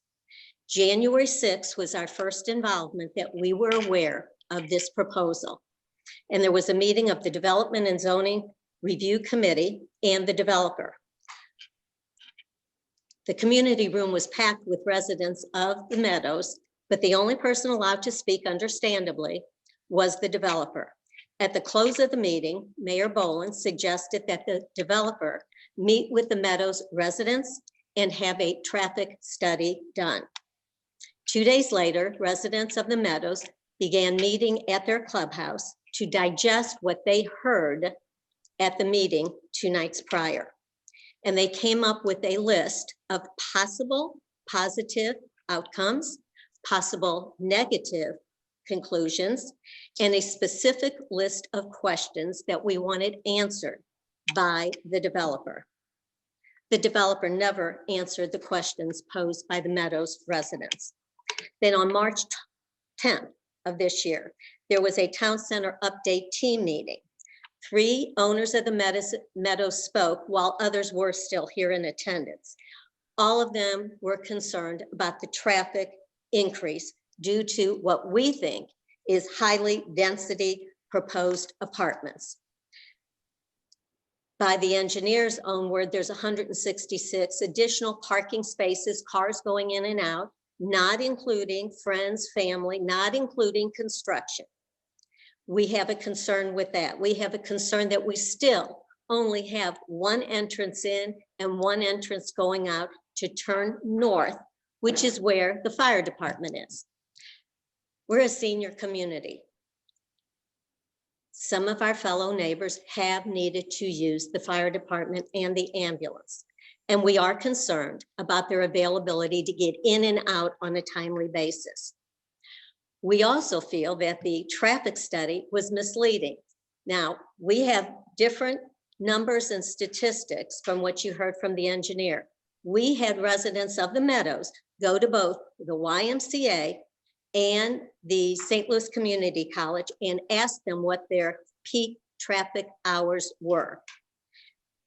At the meeting on March 10th, Director Brown stated, estimated traffic generation was based on empirical data from studies across the nation. The traffic reports state the study was done in January, and this has been verified, during the peak periods of 7:15 to 8:15 in the morning and 4:15 to 5:15 in the evening. We looked at the YMCA data. We had residents go over there and look, and they show that their peak activity attendance times are 9 a.m. to 1 and 5 p.m. to 8. We went over to the Wildwood Community College. Their peak times are in the morning, 9, 10, 11, and the traffic going out at noon, everybody's going home for lunch. Their study did not take this into consideration. At the conclusion of the town center update meeting, they asked amongst themselves whether apartments were appropriate for this district.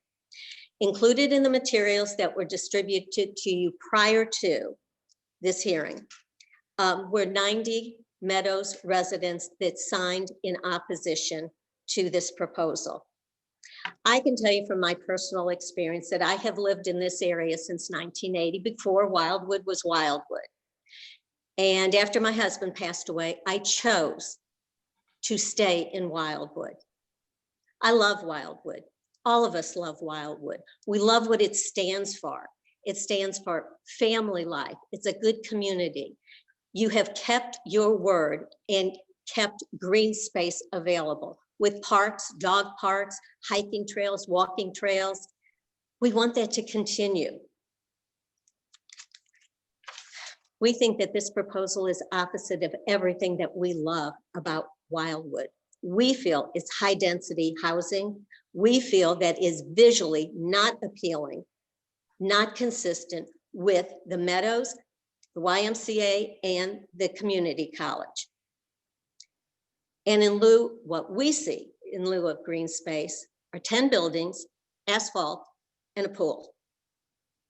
So I would just ask each of you, those of you that are not 55 and over, would you want your parents living, or if you're 55 and over, would you want to live next door to what we call a commercial high density apartment complex? So for all the reasons above, we ask you to deny this rezoning. Thank you. Thank you for your comments. Mr. Newberry. Thank you, Mr. Chair. The next speaker Thank you. card that I have, who's in attendance at here in the council chambers is Mr. Kiefer. Oh, come right at you. Ladies and gentlemen of the commission, mayor, thank you very much for taking the time to hear us speak today. I do appreciate that. The city of Wildwood maintains such an open governance. I'm here to talk about the proposed zoning change to the 4.31 acre parcel adjacent to the Wildwood YMCA. My name is Michael Kiefer. I live in the West Ridge Oaks subdivision across the street. The only entrance and exit for us is directly across from the YMCA. So while not everybody in our neighborhood received one of these cards, our entire neighborhood will be affected by this additional construction and the additional traffic on 109. My family and I moved to the St. Louis area 3 years ago. We decided to purchase a home. We decided to live in the city of Wildwood due to the environment it presents. It's a wonderful family-friendly neighborhood. The whole city has a wonderful amount of green space, fantastic city activities, which I'd never experienced before and greatly enjoy.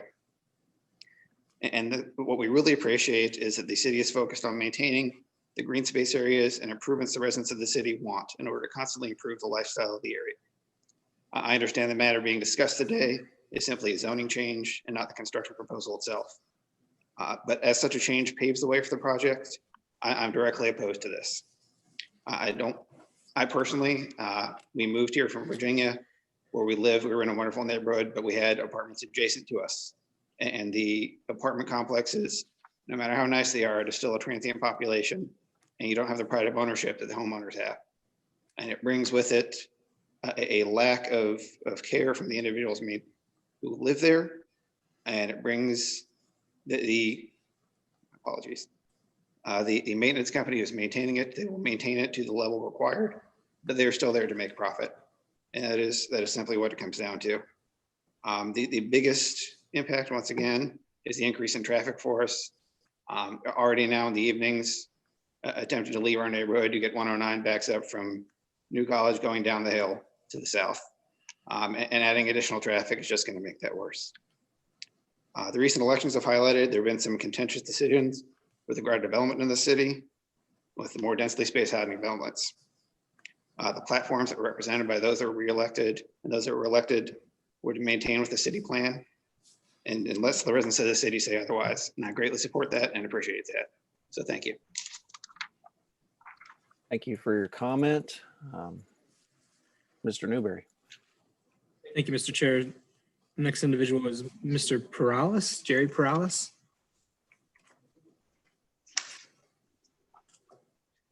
Hi, Mayor. Good to see you again. Thank you for the opportunity to voice our opinion regarding the 420 or the PZ 420 ERC multifamily development.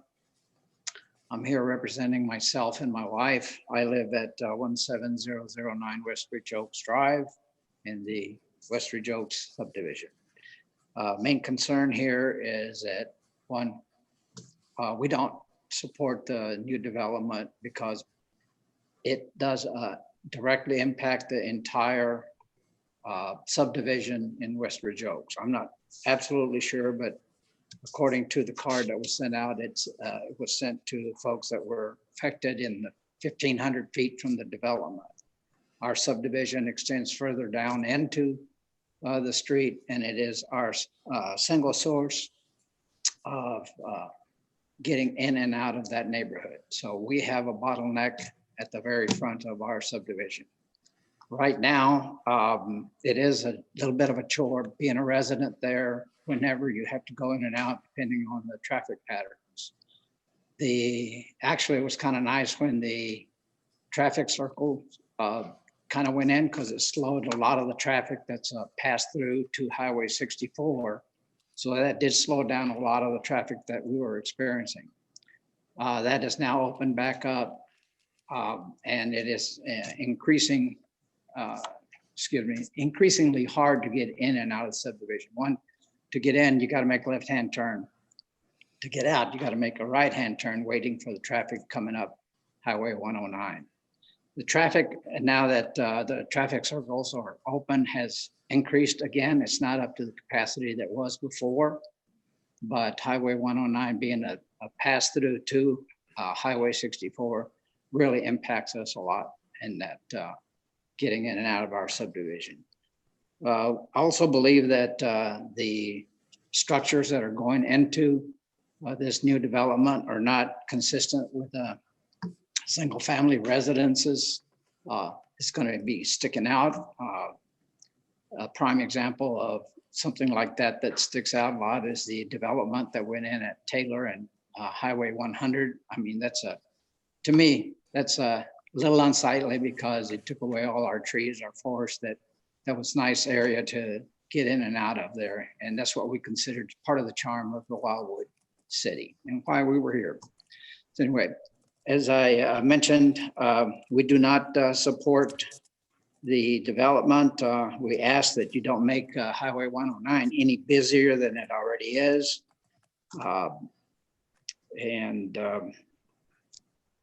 You know, we ask for you guys to listen to your residents once again. Thank you very much. I appreciate the opportunity to speak my piece. Thank you very much. Thank you for your comments. Mr. Newberry. Yes, Mr. Welker.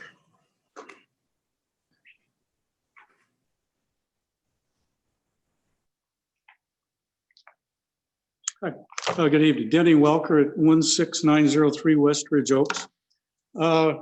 Just kind of an opening comment. I know it's the city's, must be the city's policy to only send these notices to within 1,500 feet, I think it is, of proposed development.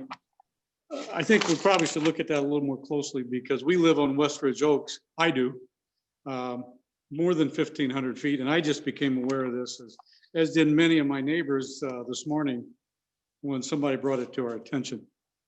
So therefore, I haven't had a great deal of time to put together a lot of specific, well thought out comments. However, they all fall kind of in, all of my negative comments relative to this proposal fall into sort of traffic congestion, safety, aesthetics, and quality of life. One thing I wanted to ask Mr. Stock was, when did they do the traffic counts and at what intersections did they do the counts? They did it in January 2020, and they studied New College Avenue and Highway 1. Okay, Mr. Chair, we can't hear it. Mr. Chair, we can't hear the conversation that's going on. In January 2020, it'd be nice to know what dates exactly. Yeah. Because there's Mr. You Welker. can do a lot of things with numbers, and I've done a lot of things with numbers. Mr. Welker, let me. So traffic and congestion is I think is a major issue, which yet to be proved whether or not how significant that is. But as being a resident on Westridge Oaks Drive, from personal experience, I can tell you it can be difficult to get in and out of our subdivision because that's the only place onto 109 is our only entrance and exit to our subdivision. Additional traffic there is certainly not going to help that. The buildings, as I look at the building layouts, the buildings are, it appears to be about 40 feet above grade. You know, one of the good things about where we live, and you drive out of our subdivision, and on a nice evening like this, people at one end of our subdivision can look out and see this beautiful sunset in the evenings. Well, those 40-foot buildings are going to do a job on that sunset. You know, we live, this piece of property is basically at the edge of the fringe of the developed area in Wildwood right now. Why we would want to approve rezoning so we can just kind of blight that neighborhood, in my opinion, aesthetically blight that neighborhood, visually blight the neighborhood, is beyond me. So I hope we're not heading down that path. You know, we formed a subcommittee to look at stream bank erosion in this community, which is a serious problem, I agree. I think we need to also do something to look at the erosion of the character of our neighborhoods.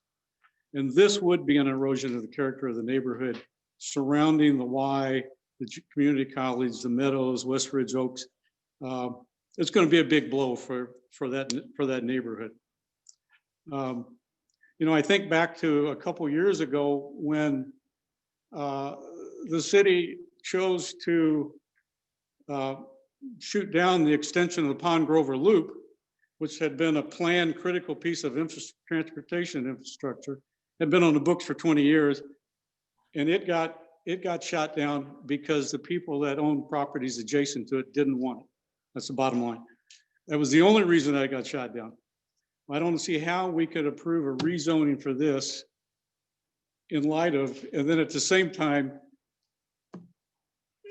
take heed to people that didn't want a planned piece of infrastructure in their backyards. I think this neighborhood, the Meadows, West Ridge Oaks, the neighborhood around there deserves the same consideration. That's all I have. Thank you. Thank you for your comments. Mr. Newberry. Thank you, Mr. Chair. I believe we've exhausted all of the commenters here in the City Hall Council chambers, and we'll transition with Kathy's assistance to the people in attendance via Zoom. It looks like our first raised hand on Zoom is up, and Kathy is letting Mr. Zink into the meeting. I'll just say one more time as we wait till he comes all the way in. Anyone who's in attendance via Zoom who would like to speak and address the commission via Zoom, please use the raise hand feature on Zoom so we can acknowledge you and let you into the meeting when it's the appropriate time. And Mr. Chair, I'll turn it over to Mr. Zink.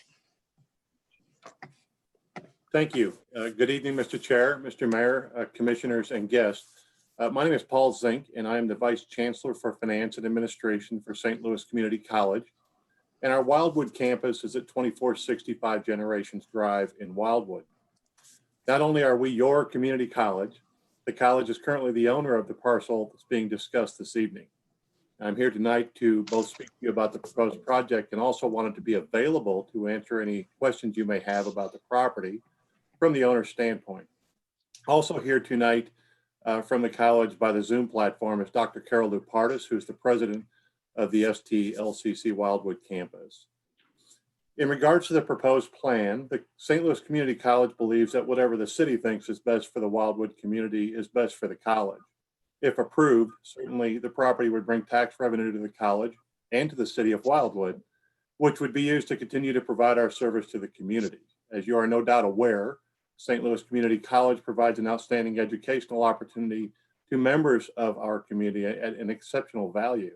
So we look forward to providing that outstanding educational opportunity to even more families in the community if the development moves forward. In regards to the land, I just wanted to share with you, the college currently has no alternative planned use for the land. In fact, the college had listed the land as being available for sale as far back as 2011. And up to this time, we've not been able to secure a sale for the property. This is a relatively small parcel of the almost 130 acres that the college owns, just a little bit to the west of this parcel. The college provides minimal, maybe twice a year mowing or brush hogging to this land to keep it from overgrowing, but we do try to maintain the appearance with the sort of natural landscape that's part of our campus. And again, just wanted to be here to answer any questions you may have about our use of the parcel. The college certainly appreciates your leadership to the city, and I thank you for the opportunity to speak this evening. Thank you, Mr. Zink. Mr. Newberry. Mr. Chair, I will defer to Kathy to make sure, but we've not received any raised hands on Zoom from what I can tell, but we might give it a few more. Excuse me, Mr. Councilmember Garetano has just raised his hand on Zoom. And we'll give it a few moments for Mr. Garetano to come in.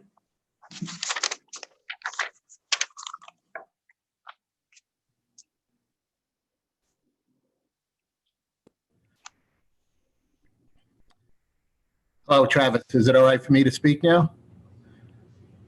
Floor is yours, Mr. Garetano. Oh, thank you, Chair. Thank you.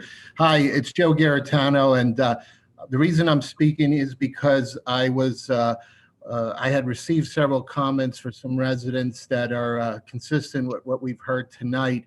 A lot of the issues that you've heard tonight regarding density, traffic concerns are top of mind for our residents. And being the council member from the West Ridge Oaks area, Ward 8 there, those are the questions.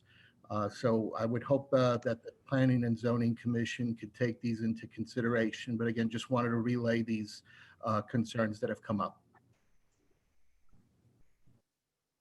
Thank you, Councilman.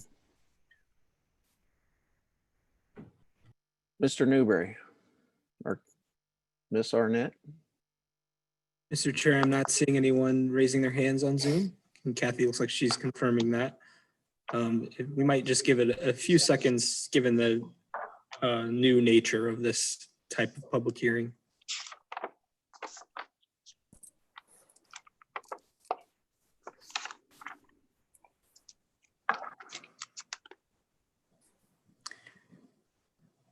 And still no hands raised. So Mr. Chair, I'll defer to you. Okay, I'll open it up for the commission. Anyone want to speak on this topic? Or have any questions for the developer?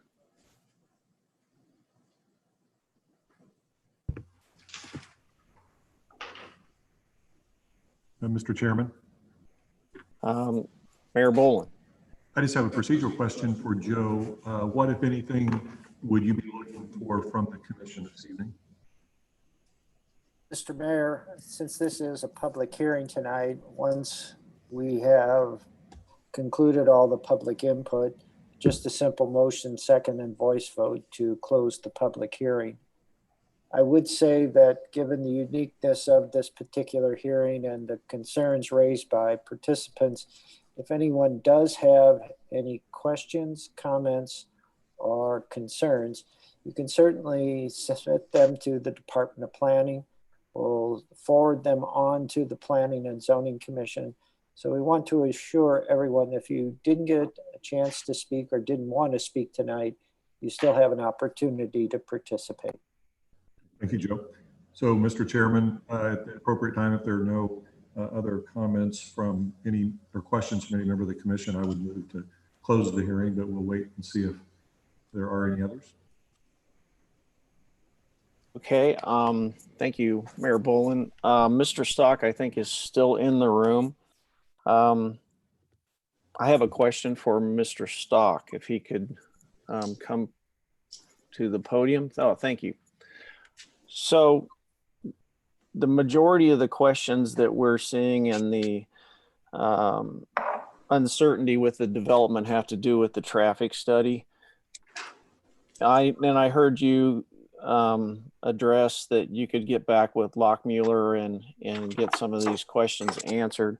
One thing that I would like to see on the next presentation is adding the traffic coming off of Westridge Oaks Drive, and then also the continuation of that traffic mid location between locations 3 and 4 on the map for the commercial area that we have back there. It may not change the overall, but I'd like to see that included in the report if you can get that accomplished.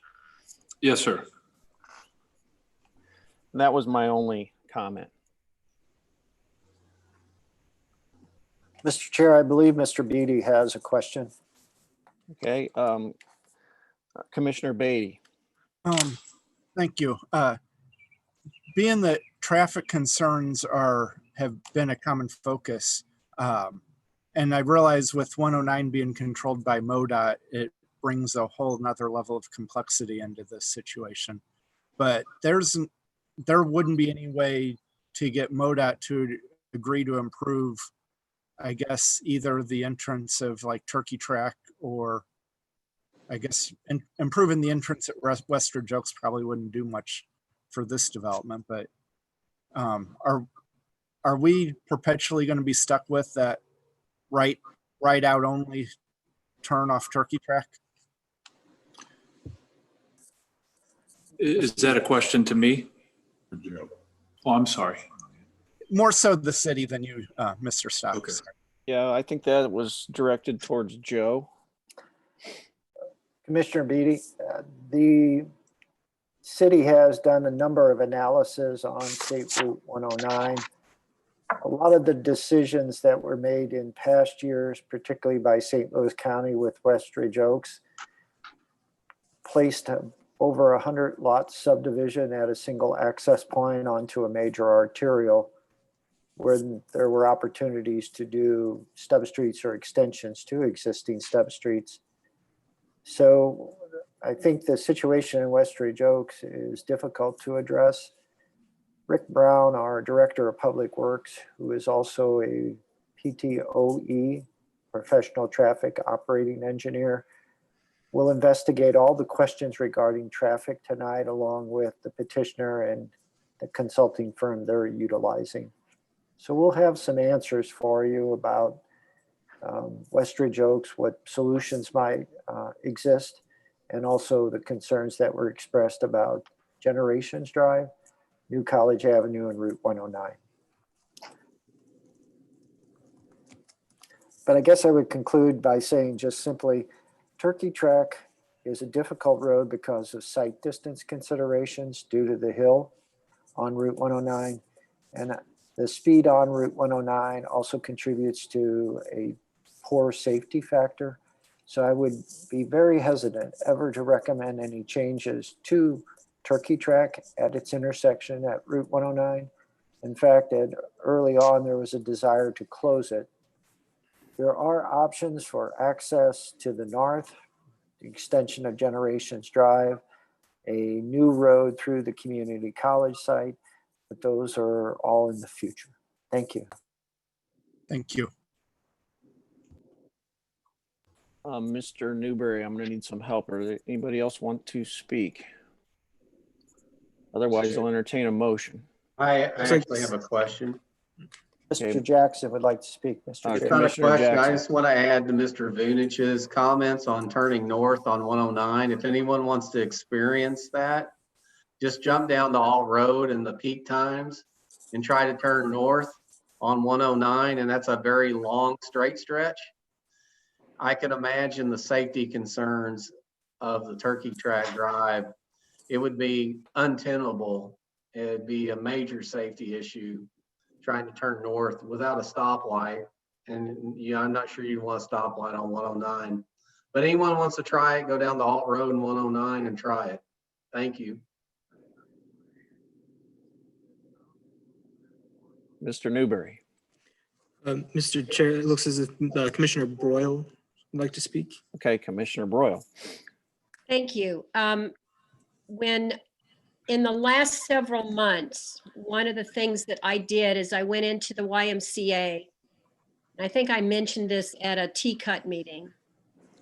And I was interested in how many members there are that attend the YMCA in Wildwood. And very quickly, the answer I received was 9,000 memberships. Now, not all 9,000 people are using the Y at the same time, but you can bet that a lot of them come in through New College Avenue and try to make a left-hand turn there to get in. Although there is one entrance closer to the building, but most of them come in that way. And then I went over to the community college and I asked how many students were enrolled in second semester 2019. And I was told 1,081 students were enrolled. They're also including very soon, if they haven't started already, a nursing program over there. And they are pretty packed in their classrooms. And there's a lot of traffic that comes in and out of the college as well. And unfortunately, making a left-hand turn is very difficult, and the wait time can be very, very extended. Changing that light, that intersection light, is not going to solve the problem because there's just too much volume. I just thought I'd bring that to your attention because when you travel that road, you can very well recognize the wait time. Thank you. Mr. Newberry. Mr. Chair, I don't see any other commission members indicating they'd like to speak, and I am in gallery view. I can view everyone in the meeting. Okay, then we'll need a motion to close the hearing. So move. Second. Mayor Boland, I didn't catch the second. That Mr. was Newberry. Mr. Beatty. Okay. So we have a motion to close the public hearing. It'll be a voice vote. All those in favor say aye. Aye. Aye. Opposed? Abstentions? Public hearing is closed.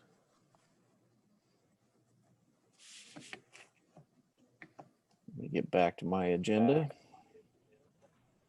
Moving on, we have one item to consider for old business, PZ 7-20. Mr. Newberry. PZ 7-20, City of Wildwood Planning and Zoning Commission, care of Department of Planning, 16860 Main Street, Wildwood, Missouri 63040. A request to review the current regulations and requirements associated with roof and ground mounted solar panels and how such petitions for installations are processed by the Planning and Zoning Commission and City Council. The current regulations and requirements were approved by the City of Wildwood, Missouri in August 2014 and intended to ensure that such installations would have limited impacts on adjoining property owners and publicly owned sites, while also preserving important woodland areas and grand tree specimens within the community. These existing regulations and requirements are applicable in all residential zoning district designations, R districts, including the NU, non-urban residence district, all wards. Thank you, Mr. Newberry. Mr. Vunich, the floor is yours. Thank you, Mr. Chair. I appreciate it. Mr. Chair and members of the Planning and Zoning Commission, the Department of Planning has prepared for your consideration tonight the draft letter of recommendation regarding the matter that Mr. Newberry just read into the record.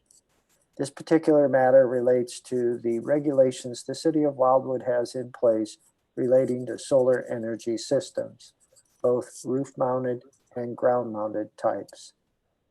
At the June 1st, 2020 meeting of the Planning and Zoning Commission, the department presented its report with recommendation for consideration by the membership. The membership did discuss at length the proposed changes to the current regulations. It is important to note that the Planning and Zoning Commission did not recommend eliminating these extra set of regulations and the process associated with their application. At the conclusion of the discussion, the Planning and Zoning Commission voted 8-0 to support the retention of the existing regulations and certain additions and modifications to the same. Those regulations in the final form are part of the draft letter of recommendation. There was one question the department was unable to answer at that June 1st meeting, and that related to the bi-directional meters that Ameren, Missouri provides to those property owners that have solar energy systems associated with their dwelling or other structures. The representative from Ameren, Missouri did say that the bi-directional meter does tell Ameren how much is being generated, how much the property owner is using, but they would be unable to advise the city if the solar system was taken offline. It's a matter, I believe, of proprietary and privacy information.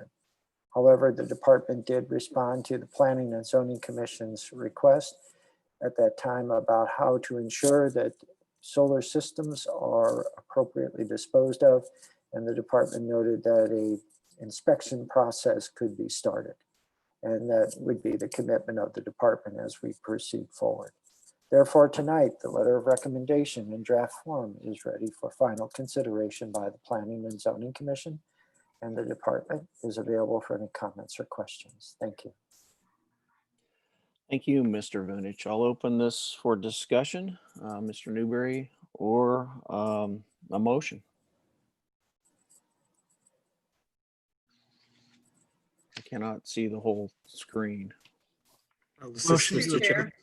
Sorry, at the top, you should be able to click it back into gallery view so you can see There everything. we go. All right, I've got it. All right, and we have crickets, so, Motion to approve. okay.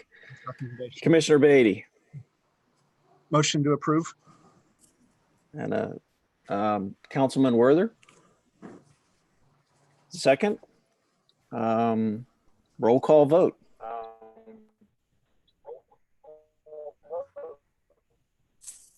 Thank you, Mr. Chair. Commissioner Cohn, Yes. Commissioner Broyles, Yes. Commissioner Beatty, Yes. Commissioner Depler, Yes. Commissioner Jackson, Yes. Commissioner Helfrey, Yes. Commissioner Levitt, Yeah. and that was a yes from Mr. Levitt. Chair Lee, Yes. Councilmember Worther, Aye. Mayor Boland. Yes. Thank you.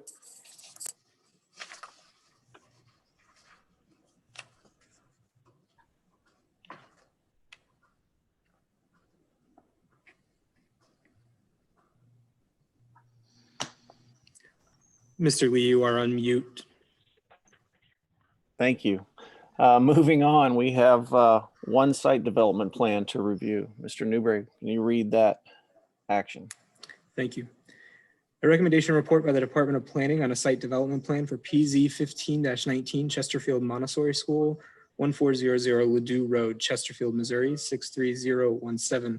Conditional use permit in the NU non-urban residence district and FPNU floodplain non-urban residence district, southeast side of Babler Park Drive, west of State Route 109, locator number 20W420051, street address 17950 Pond Bridge Road.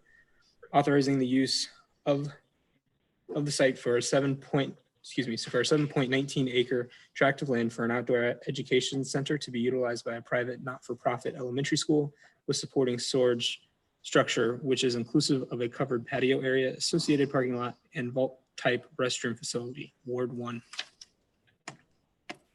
Thank you, Mr. Newberry. Mr. Vunich.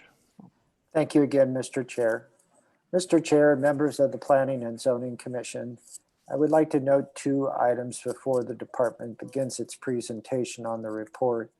The first, a gentleman named Ken Keitel, who has been the representative for the Chesterfield Montessori School, is in attendance tonight and is available for questions and comments.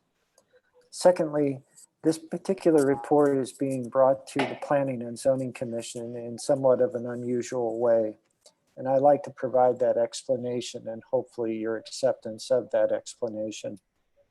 The Chesterfield Montessori School intends to have a 2020-2021 school year. An outdoor education component is critical to that particular school and its leadership. As you know from the public hearing and past discussions about this particular lot, the school has been using this particular site on an informal basis over the last year or more. Given that the next Planning and Zoning Commission meeting is 5 weeks away, and once an action is taken, the process then is forwarded to City Council. There was a desire to try to move this particular item forward at a quicker pace. Therefore, the unusual aspect is that there was no site plan subcommittee associated with this particular recommendation. And I hope the Planning and Zoning Commission understands why. Certainly, if there is more information or questions, this particular item can be postponed, and then at the next meeting on July 20th, it's taken up for further discussion. Tonight, the department has prepared for you a draft recommendation regarding this particular site development plan package. As part of the information, the department has provided you its report, along with all the supporting documentation from the petitioner, Chesterfield Montessori School. That documentation includes several sheets of the site development plan, information from the applicable agencies with oversight relative to the roadway system, fire protection, etc., and then the conditional use permit information itself. As Mr. Newberry noted in reading the request into the record tonight, The Chesterfield Montessori School would like to use this particular 7-acre tract of land for outdoor education purposes. Their intent is to build one structure. That structure would house different functions, including a seating area, storage, and protection from weather elements as well. The overall size of that particular structure is identified in the report, and as noted also in the report, the intent is not to disturb more than 35,000 square feet of the overall 7-acre site, or equating that to almost 300,000 square feet of available area. The site will be utilized for the building, which was described, but also an access area and limited parking. Otherwise, the property stays unchanged. That is particularly critical in this instance and required under the permit due to the fact that a majority of the site is floodway and floodplain associated with Bottom Creek. Those areas are not to be disturbed and will be protected under the conditional use permit. Additionally, a key point of this particular site development plan is that no existing trees are to be removed and some additional landscaping added. So in this instance, the development of the property is a very low impact and consistent with the permit. The department has reviewed the permit and other criteria relating to the use of property in the city of Wildwood and found that it is compliant to the permit's conditions as well as those other design criteria. Finally, in the report on page 4, the department lists items in support of this favorable recommendation. Those include support of the agencies that provide services to the site, such as Monarch Fire Protection District and the Missouri Department of Transportation. The floodplain administrator of the city has authorized the design based upon the 35,000 square feet of land disturbance on a 7-acre site. The Architectural Review Board has considered the elevations for the building, and they have approved the elevations as submitted. The design of the improvements, again, is consistent with the permit.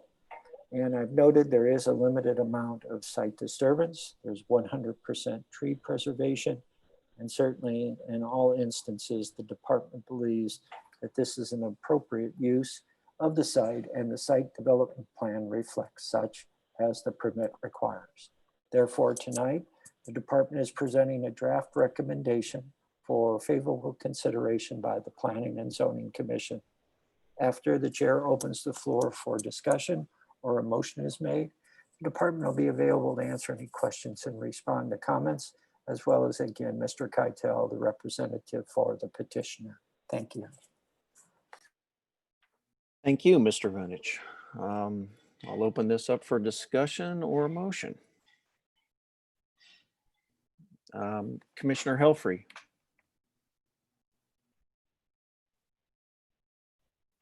Okay, I just have one question. Back when we first, am I still muted? No.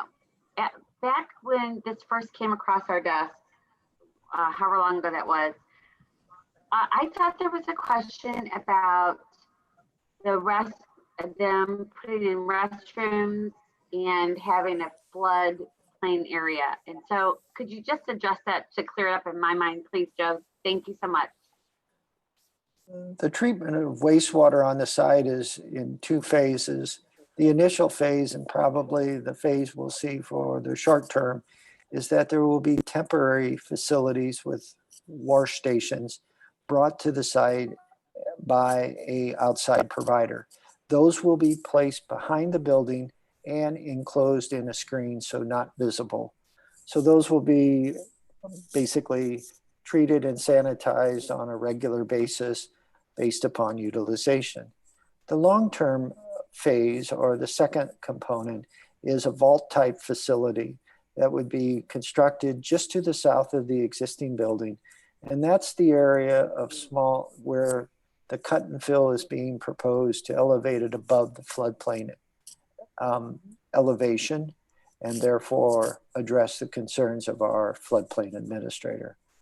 That is shown on the site development plan again, too. It is behind the building and will not be visible from the roadway due to the screening of the building. And that particular vault restroom facility will also have to go to Architectural Review Board. Okay, thank you very much. Then I'm going to make a motion to approve. Second. Second it. Councilman Werther, second. Royals? It was in there before you. Okay, never mind. So we have a motion to approve and a second. This is a roll call vote. Mr. Newberry. Commissioner Broyles, Yes. Commissioner Beatty, Yes. Commissioner Depler, Yes. Commissioner Jackson, Yes. Commissioner Helfrey, Yes.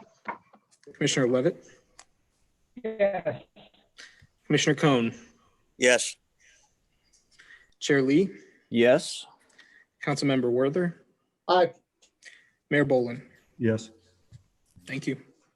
Mr. Chair, I'd like to thank the commission, and I know the petitioner, Chesterfield Montessori School, appreciates saving the 5 weeks, so I'll pass on your action. Thank you. Thank you. The last items that we have are selection of people for committees. Mr. Vunich, do you want to present that? Thank you, Mr. Chair. Mr. Chair, members of the Planning and Zoning Commission, you get an opportunity to see more of City Hall and others here that work here. The Historic Preservation Commission is in need of a liaison from the Planning and Zoning Commission. Ms. Gragnani was that former liaison, and again, Chair Lee had asked if anyone would be interested to contact him. Mr. Lee? Yes. Commissioner Broyles. It appears that my name has been included, liaison of the Historic Preservation Commission, on my paper. What do you think about that? Somebody volunteered you. I agree. I agree to do this. I apologize, it wasn't me, so I'm not quite sure how that happened. No, I've got it in print. Yes, I would be happy to do that. Okay. And I was told, I think the last meeting, Mr. Beatty, Commissioner Beatty said, well, when are the meetings? And I think the statement was once a month. Remember that, David?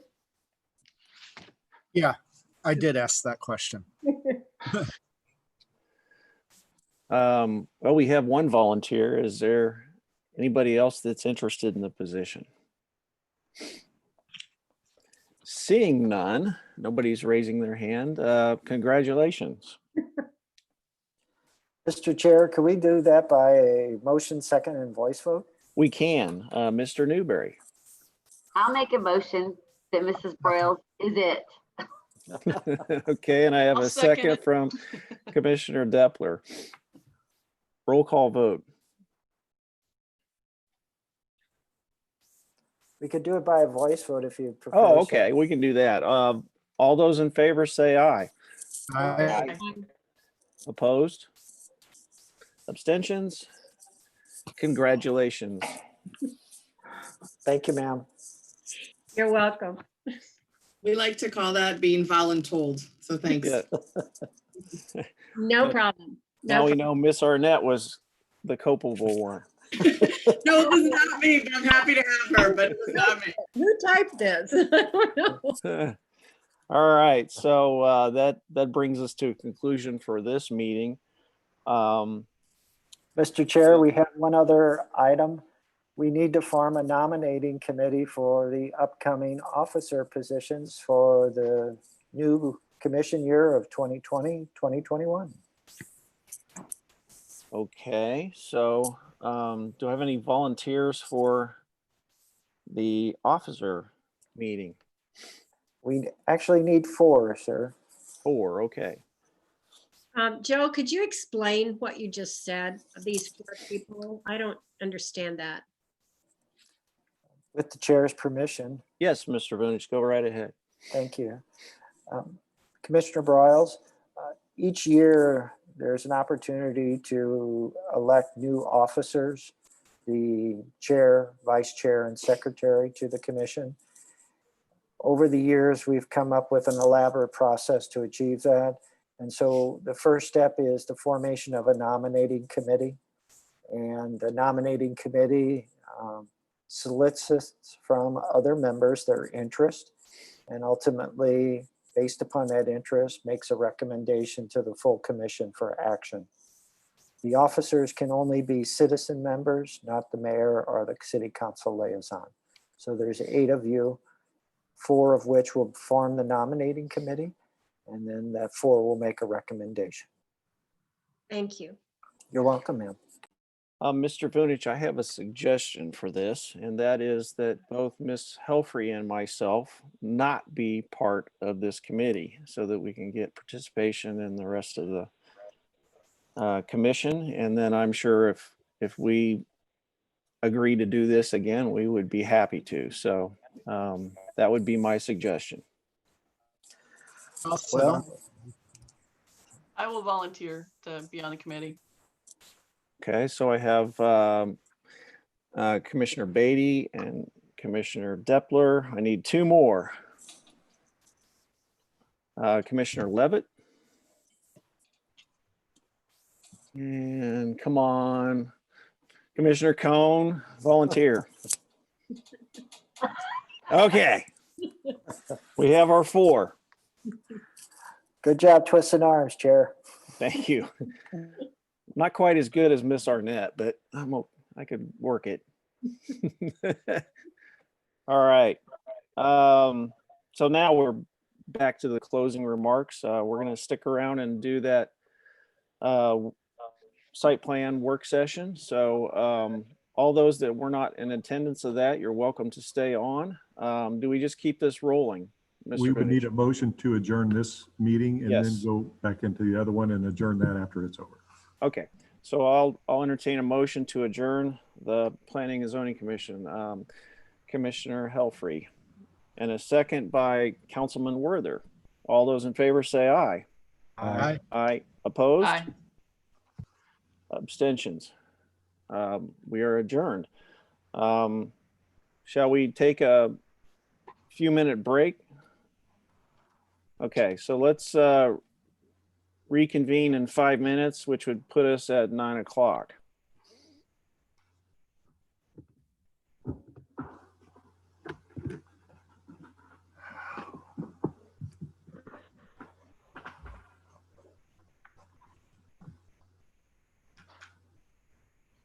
Thanks for being here tonight.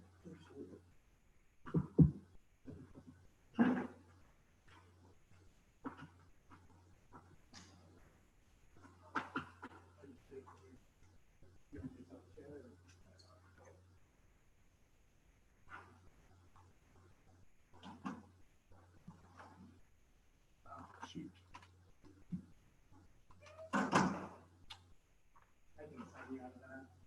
Well, hold on a minute, actually.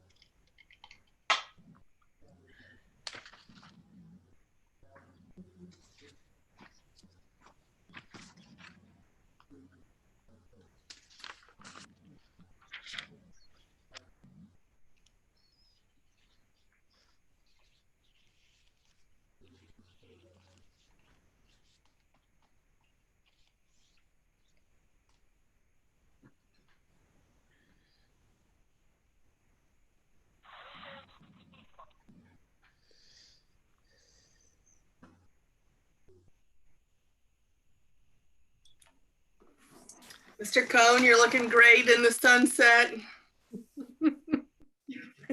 Thank you. Just You're hope the welcome. mosquitoes don't get me. Watch that screen. They'll come to that light. Yeah.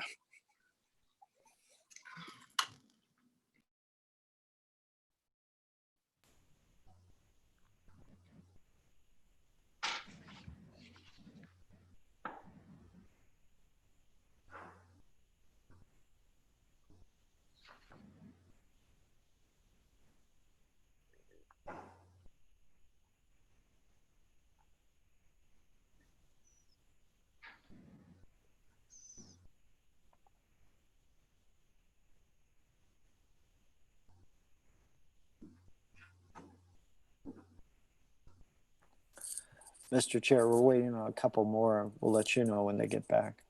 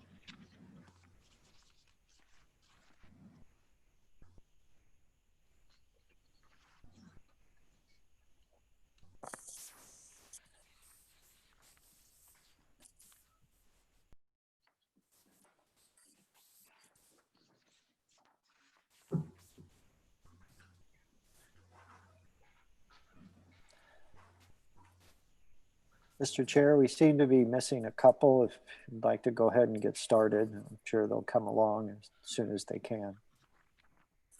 Okay, let's continue the site plan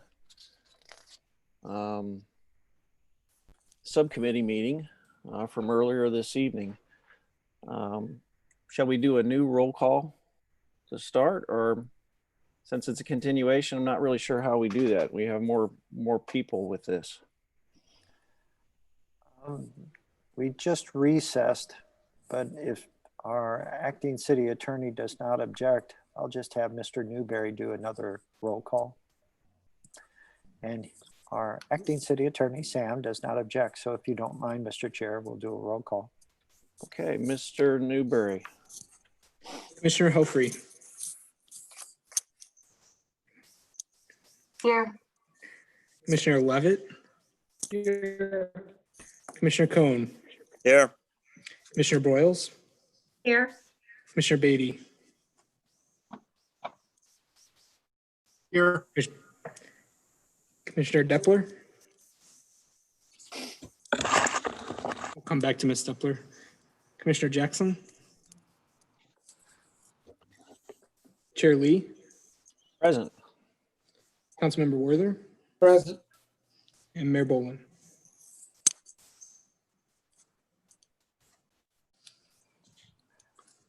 Mr. Chair, with your permission, could I just summarize where we left off? Mr. Newberry, the floor is yours. Or I'm sorry, Mr. Vunich. I appreciate that. He's much younger than I am, so. I got a little nervous there, Mr. Chair. You'll have to forgive me. I'm trying to find the item back on my iPad, so I wanted to pull that up. But go ahead, Mr. Vunich. I'll look for it. Thank you, Mr. Chair. Mr. Chair and members of the Planning and Zoning Commission, as you know, at the conclusion of the site plan subcommittee meeting, A motion was made, seconded, and a vote of 7-1 was approved.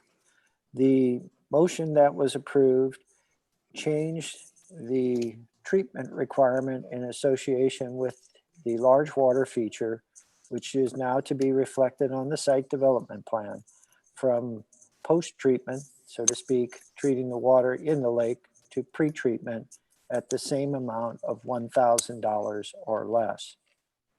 At the conclusion of that action, the petitioner and those in the public had not had an opportunity to comment. The site plan subcommittee was recessed to give the petitioner and anyone in attendance an opportunity to speak. With the action, the department will prepare a draft report reflecting the motion along with the key components of the site development plan package for consideration by the Planning and Zoning Commission at its next meeting on July 20th. Thank you. Thank you, Mr. Vunich. Mr. Newberry, do we have any speakers? I believe Mr. Roberts would like to address the commission, and he can come to the podium at this time if he would like. Okay. Mr. Roberts. Mr. Chairman, may I please make a point of information before we move into public participation? Mr. Lee, the mayor's muted, but he's trying to make a statement. Oh, there you go. Mayor Boland. Yeah, I'm sorry, Mr. Chairman. If I could just real quickly make a point of information. Continuing on from the discussion, I just wanted to clarify something before we get into public participation with your indulgence.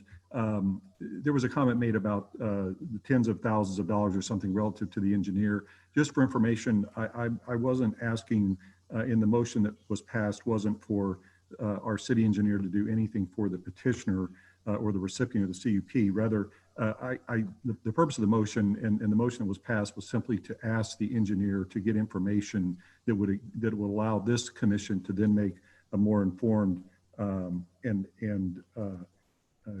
detailed decision going forward. So I just wanted to make that as a point of information. Thank you. Appreciate it.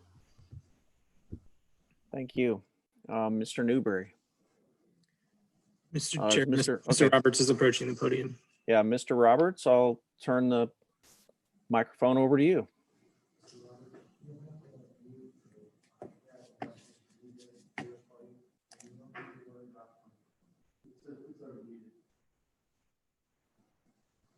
Good evening. Thank you for having me. My name is Tom Roberts of 500 Roy Lane.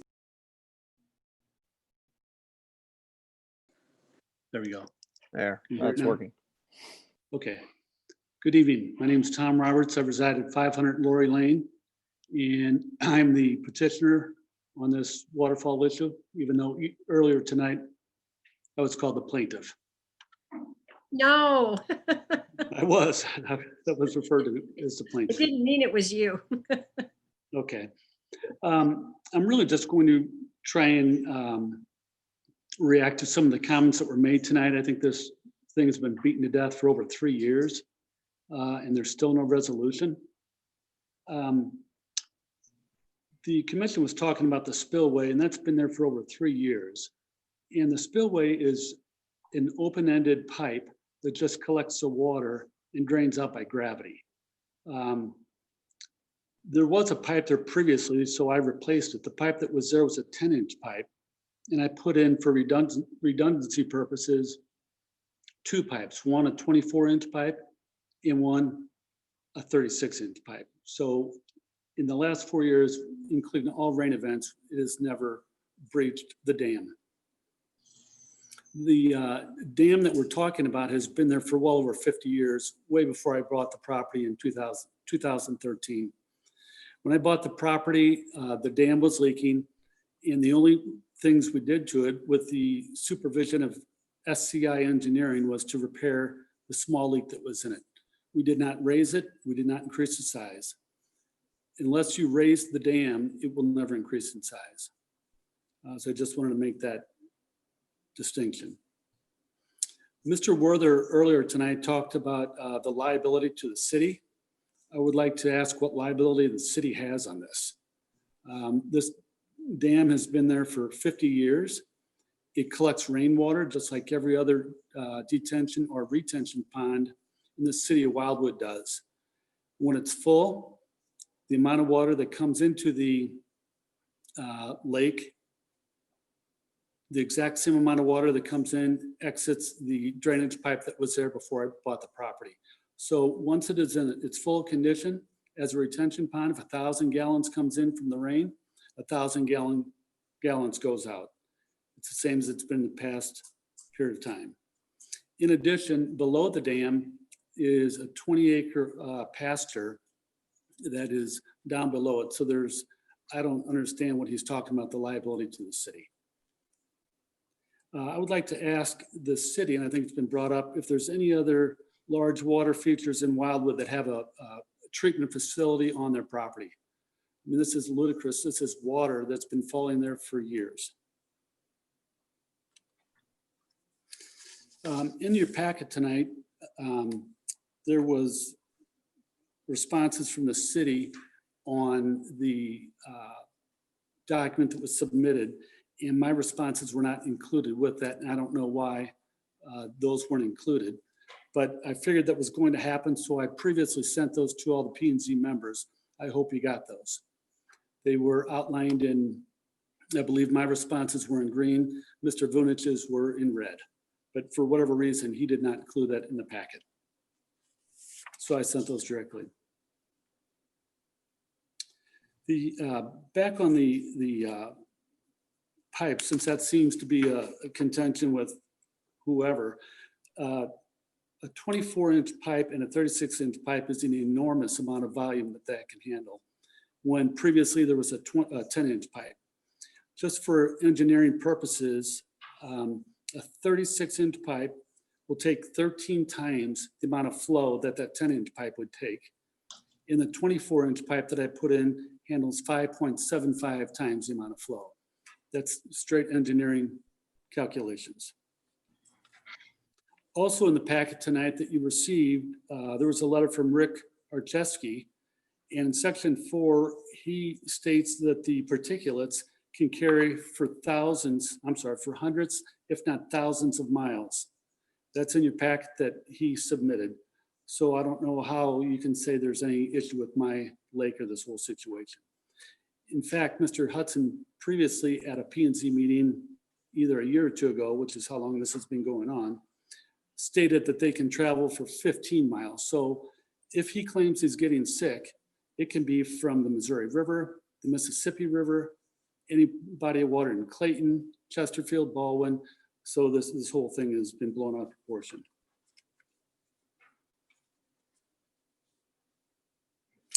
This permit, if you look at your packet, it will show you that it was the CUP was granted on June 18th of 2018, exactly 2 years ago this Thursday. So it was granted 2 years ago and it was applied for a year before that. In addition, when I built the home, the waterfall was in place, and 6 months before any of this came up, might have been 4 months before, the city issued me an occupancy permit with this waterfall in place. And then after the fact, after a complaint was filed, then they said I need a CUP permit. After the occupancy permit was already issued. In addition, it was my contention that this waterfall is a landscape feature, which is all it is. It is rock that was placed on the ground and water runs over it. These waterfall features are all over Wildwood, I'm sure, but because of the size of my property, I wasn't going to put in a 10-foot waterfall. This is sized appropriately for the property, and it's just a landscape feature. That's why there was never a permit required for this. Wildwood hired and paid for an outside consultant, ARDL. In the letter in your packet that you have tonight on 11/14 of 2019, the letter from Dean Dickerson states that the samples taken are well below the World Health Organization low risk threshold. The levels are also below the US EPA drinking water health advisory for school age children and adults. That's in your packet from the consultant you hired. He also states in his email that the chemicals and nutrient results are within the reasonable levels in his opinion. I would request that the city relies on the expert that they hired. I'd also like to make sure that going forward and in the past, the city of Wildwood makes sure every other CUP that's required for a large water feature has the same sound studies done, water quality studies done, and engineering reports completed. I think there's specifically several other properties that have large water features and have not had this done, specifically the Brewery property and the Lisk property. I've requested the city numerous times to supply me information on that, and they have not done that yet. I'd like to go on the record tonight stating that I would like to see those reports that were done for those other properties and that I'm not being singled out. Thank you. Thank you, Mr. Roberts. Mr. Newberry. Or Mr. Vunich. Mr. Chair, if I may, certainly the department's not infallible, but two of Mr. Roberts' response letters to the department's review letter are included in the packet of information.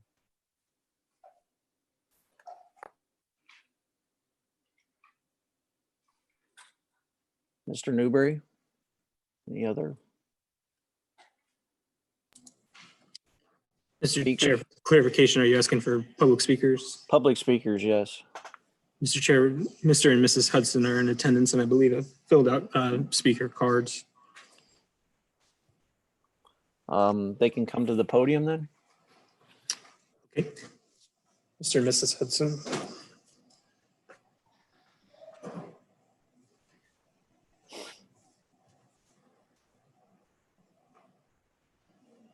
Mr. Hudson, the floor is yours.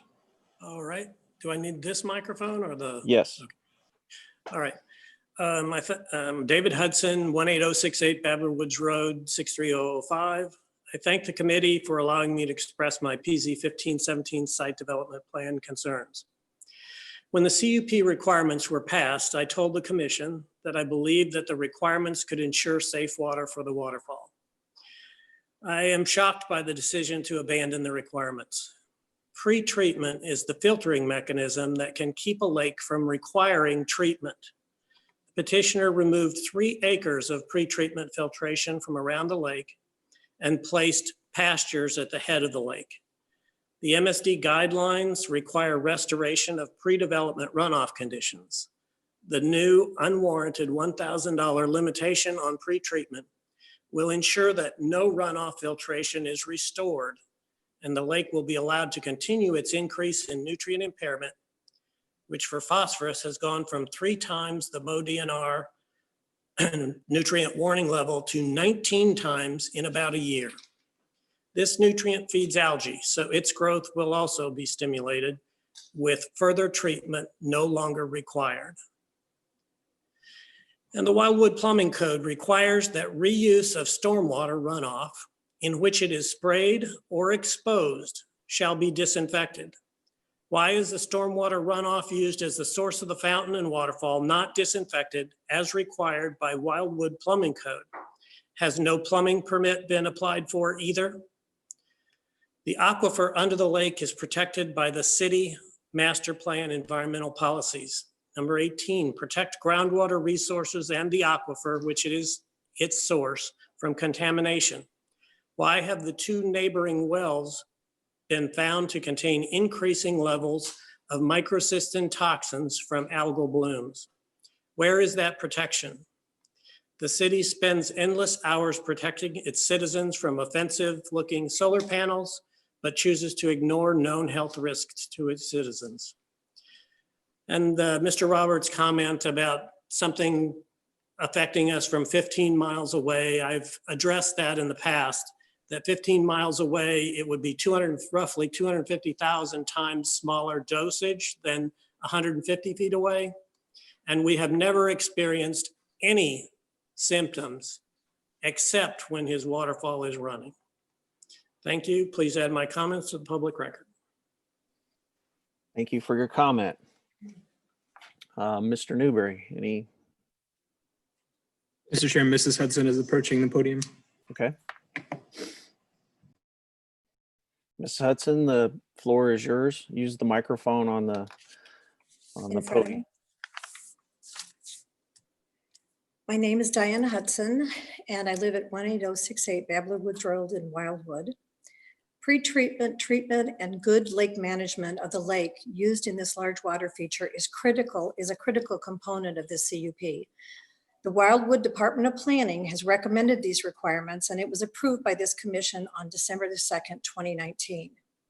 We have lived in our home for 15 years, and I have no history of allergies or hay fever.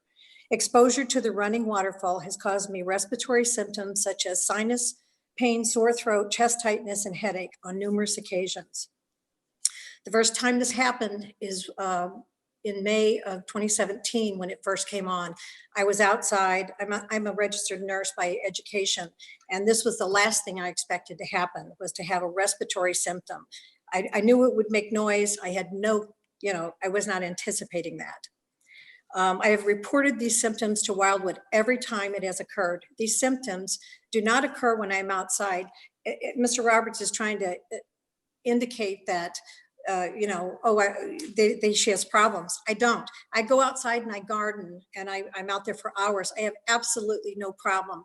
But so many times I've been out there, the waterfall has come on, and many of you, and some of you are new, and welcome to planning and zoning. This is not really the normal procedure, but so, you guys came out and you smelled it. And I asked Mr. Archeski, what was the smell that you smelled when you were there? And even the mayor asked, what's that smell? And he told me it was algae. There is algae in that lake. That lake is a big bowl of algae with phosphorus and nitrogen. And that has been proven. If you look, I know Ms. Broyles brought up the point of talking about Lynn Milberg. She is the Water Quality Monitor Section Chief, Environmental Services for the Missouri Department of Natural Resources. She gave us the numbers. 1,600 is the nitrogen. 300 is the phosphorus, 44 is the algae. These are all red flags for MoDNR. If it was under their care, they would they would take control of this. He could have gone to MoDNR and saved the city a lot of money by asking them to help him to fix this. We're not asking for the moon here. We're actually asking to be protected. That is all we have asked for. These symptoms do not occur when I'm outside gardening, but only when I'm outside when the waterfall is on. I have tried to avoid all exposure to the waterfall when it is on, and I come inside or I stay inside. Why is that fair to us? This is a recommendation by my physician and EPA expert. We are being denied the use of our property because he wants to have a waterfall, and that's great. People ask me, why didn't you demand 3 years ago that he tear this thing down, like the sport court that was torn down after the fact? I said, well, we want to be reasonable. We don't want to be bad neighbors. We want to, I told Mr. Vonage, if it didn't make noise and it didn't make us sick, we do not care that Mr. Roberts has a waterfall. Go for it. But he doesn't have a right to impede on our health and our satisfaction with living where we are.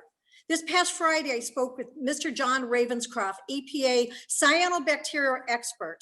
And it was my third conversation with him. And I've told him about this reaction. He said, are you still dealing with that? I said, yes, we are. And I explained that my reaction occurs. He said, this type of a reaction to algae that's coming off the lake. Now, remember, this is a big bowl of algae soup that's got all these high levels of nutrients. It's a nutrient impaired lake. So he's pulling that up. He's putting it in the waterfall. It's shooting up through the waterfall, and it's going into aerosolization. Now, we can appreciate that with COVID that's out there, how things fly through the air. Well, when he's coming up at 525 gallons per minute, shooting up out of the lake with the algae laden in it, coming up and shooting in our faces. Our house is 200 feet from the head of that waterfall. This was done without a permit. He didn't come to Wildwood and say, I'm going to do this. This is tied in. You can't separate this lake. That's why Mr. Vunich said the waterfall and the lake are one and the same. So what Mr. Ravencroft said is about 20% of the people do have a reaction. And I think Mrs. Helfrey asked me this probably a year ago. Have you seen an allergist? Well, no, I'm not allergic to anything. Why would I see an allergist? but about 20% of the population do have a reaction. And he said, my symptoms are very consistent with cyanobacteria cell exposure. He explained how the exposure causes an inflammatory response when it's aerosolized into the droplets and it's inhaled. And I'm probably talking very loud, and I apologize, but it's a little bit disheartening and frightening. You know, I can't go outside. I don't go outside. It's on, and he may get pleasure in knowing that he's keeping me inside my house, but that's what I do. He again advised me, this is Mr. Ravenscroft, to avoid any exposure when the waterfall is in operation. A publication stated that microcystin exposure, inhaling water droplets containing blue-green algae and microcystins, which were found in his lake. Microcystin is a byproduct of the algae. It is toxic. It is called microcystin toxin. It causes runny eyes, nose, cough, sore throat, chest pain, asthma-like symptoms, or allergic reaction. And I will tell you something Mr. Ravenscroft said to me on Friday, which was very frightening, and I shared it with Mr. Vunish this morning. He said, if you are this allergic to it, it's like a bee sting or like poison ivy. If you're this allergic to it, you could be outside, it could come on, you could get a bolus, a large amount, and you could actually go into an asthmatic attack, which I have no asthma, and you could die. I mean, that is very frightening. And you have just said, no, he can spend $1,000 and he can do a little pre-treatment, and we don't care about you, but we care about him. What's the difference? Why would you treat us differently than him? As a Wildwood resident, we are not asking for extreme responses, just the enforcement of the code that is designed to prevent unlawful construction and operation of an unpermitted structure. I'm asking that the waterfront not be allowed to operate until the untreated lake water is clean and safe. I do not want this running again. I don't want it on. I want it off until it's clean and it's safe and we're not going to be harmed. Thank you. And make it part of the permanent record, please. Thank you for your comments. Mr. Newberry. Mr. Chair, that is all of the people who are in attendance here at City Hall, but it's important to note that we do have attendees on Zoom still who have stayed on with us. Let's wait and see if anyone wants to comment. All right, I'll just give some brief instructions. If anyone on Zoom is attending the meeting and would like to address the commission, if they would use the raise hand feature on Zoom, we will then promote you to be a panelist where you can address the commission.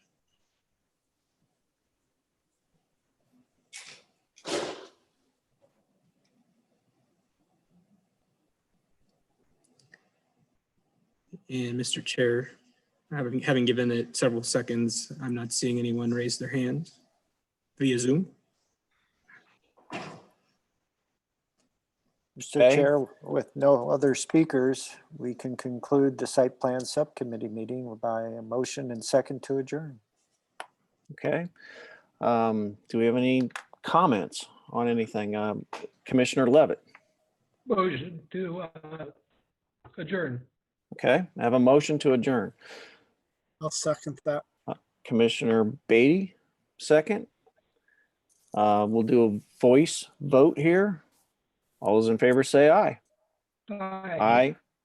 Opposed? Abstentions? Seeing